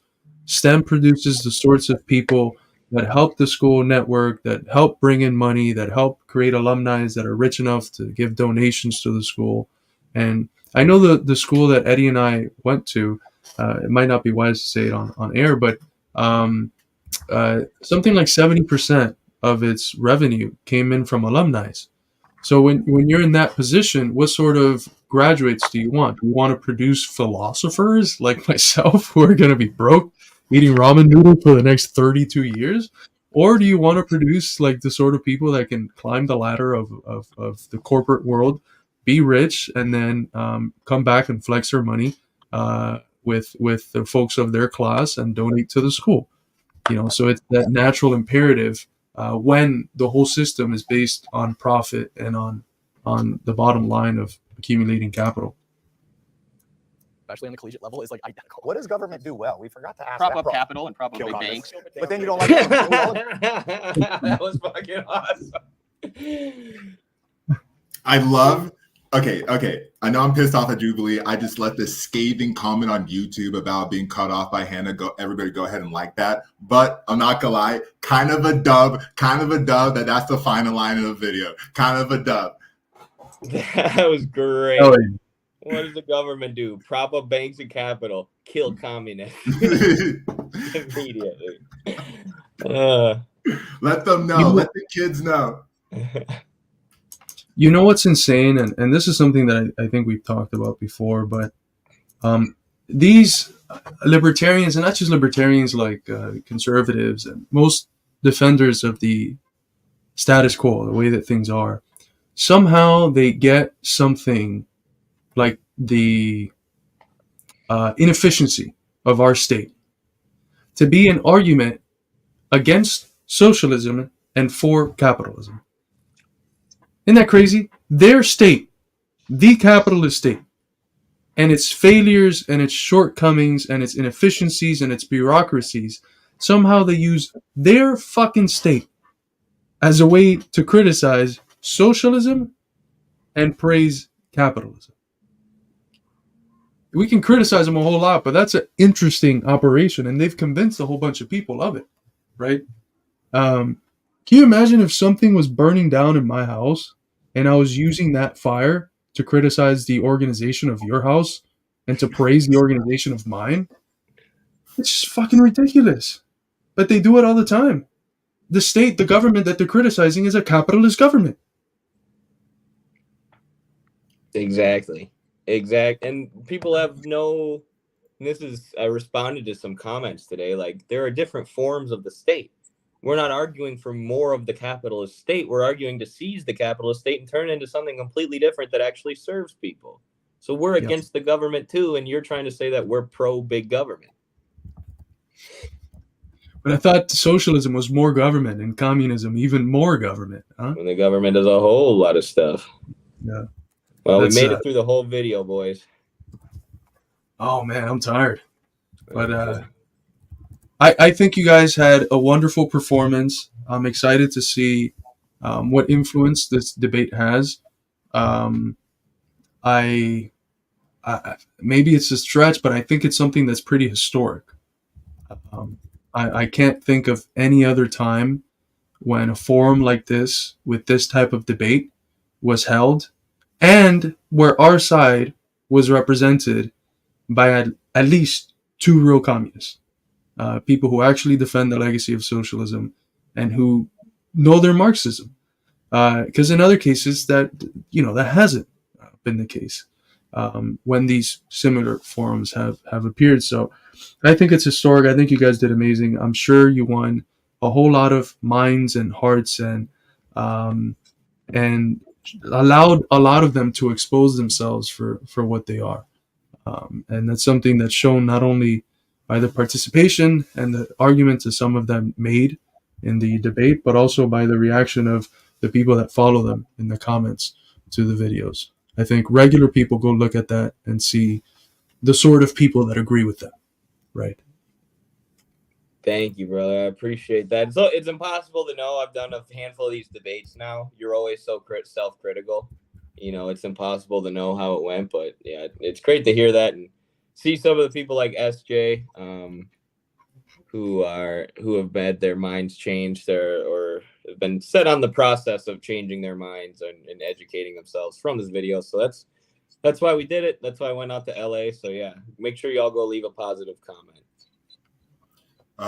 Thank you so much for having me on, guys. This was honestly, like, this restarted my day. Like, again, no lie. Like, the first text was for my little brother, and then seeing the comments, I was like, do I even want to be on this stream? But this was the best decision for this day. I feel revitalized. It feels like, it makes me feel not crazy, because I did feel kind of crazy.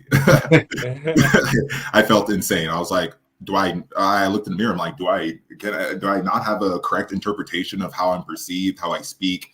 But as we've all said, this is what has happened to every other person with our ideals, with our beliefs, with our ideology, with our facts, with our science. This has all happened to them. They've been misconstrued. They've been attacked. And it's nice. It's nice knowing they demonize the word safe space, but it's nice knowing that it's nice having friendly company validate you. It's nice not knowing that you're alone. I appreciate both you. I appreciate you, Carlos. Appreciate Eddie. I'd love to be on here soon. To everybody in the comments, to Fine Homestead, to Julie, to Cobra Kai, to Matt Randazzo. Damn, there's hella people showing. Oh, you guys are so fucking nice. Yo, guys, this is literally, thank you so fucking much. Like literally after this, me and my wife are gonna have dinner, but but it's definitely just gonna restart today. This is so fucking nice. Thank you so much. I would love to be back again. Awesome. Oh yeah, we'd love to have you back on. And we all got to be a little crazy. You know, it's crazy to think that we can be agents in changing the world and bringing about a new world order. But it's even fucking crazier to think that things can continue to be the way that they are now. So we're crazy a little bit, but the guys that we're fighting against are a hell of a lot crazier. I think that's on our side. History is on our side. Thank you so much, Malumbo, for coming on. I want to address some of the super chats before we sign out and play the international. Thank you to Sam Dixon so much for becoming a 9-month member, to Cade for becoming an 8-month member, for Abdos Inc. for becoming a new member, Cobra Kai, thank you for the $5 super chat. Thank you for becoming a member. Thank you, GV Black, for becoming a 5-month or gifting 5 Midwestern Marks memberships. Thank you for the $10 super chat. Thank you, Stu, for the $5. Thank you, QWERTY, for the $2.79 in Canadian dollars. Thank you, QWERTY, again for the $7 in Canadian dollars. Would have loved to see them explain how capitalism benefited Russia more than socialism. That would have been impossible. Thank you so much. Cobra, thank you so much for the $5 again. Why didn't you guys push back harder against Hannah's? Oh, we addressed that in the stream earlier. Thank you so much, GV Black. Thank you, GV Black again. Thank you, SJ, new member. Thank you so much, Sebastian, for the $2 super sticker. Penis Dragger, my favorite name in the whole audience. Name. How much other directions did they oppose? Yeah, I think we addressed that one earlier as well. Thank you, Cobra Kai. Thank you, Noah. Hey, I was reading Against Empire and Parenti watching the. Do you have any other recommendations to dive into specific interventions? The Jakarta method is really good. Took the words out of my mouth. What other ones did you? Red Star Over the Third World is pretty good as well. The Darker Nations by Prashad. Yeah. It's a good one. Both of those are Prashad. And anything by Parenti, honestly, is...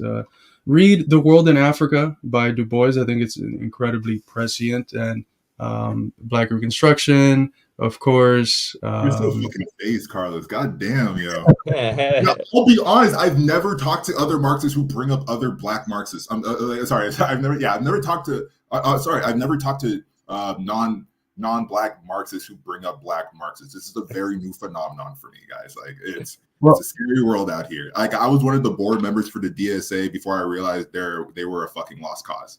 Like when I told them to read Color Revolution or Retro to the Earth, they all looked at me with big eyes like, "Oh, what's that?" I was like, "Oh, fuck." so for you guys to have to jump on me, breath of fresh air. No, but to be fair, this is something that I think we've grown on, thanks to Dr. Montero. I don't know if you've heard of Dr. Montero, but he runs the Saturday Free School for Philosophy and Black Liberation out of Philadelphia. They're going on their 12th year. He was a communist professor in Temple who got kicked out because he was a communist, and he's been leading the school. And his whole focus is Du Bois, Baldwin, King, and Henry Winston of the Communist Party. And it's been through our interactions with him over the last year and a half or two that we've come to see the centrality of the Black freedom movement in the U.S. class struggle. So we've learned about the importance of this tradition, but it would have probably been hard for us to make that transition without the help of Montero. So we like to give credit where credit is due there. Thank you so much to Future Homestead, and thank you to Penis Dragger once again. Cheers, fella. Yeah, so thank you. This has been a wonderful stream. Malumbo, we're going to have you back on soon, brother. It's been excellent talking to you. We'll sign out as we signed in always with the glorious international and then the prophetic words from Dr. MLK Jr. So see you all next time, folks.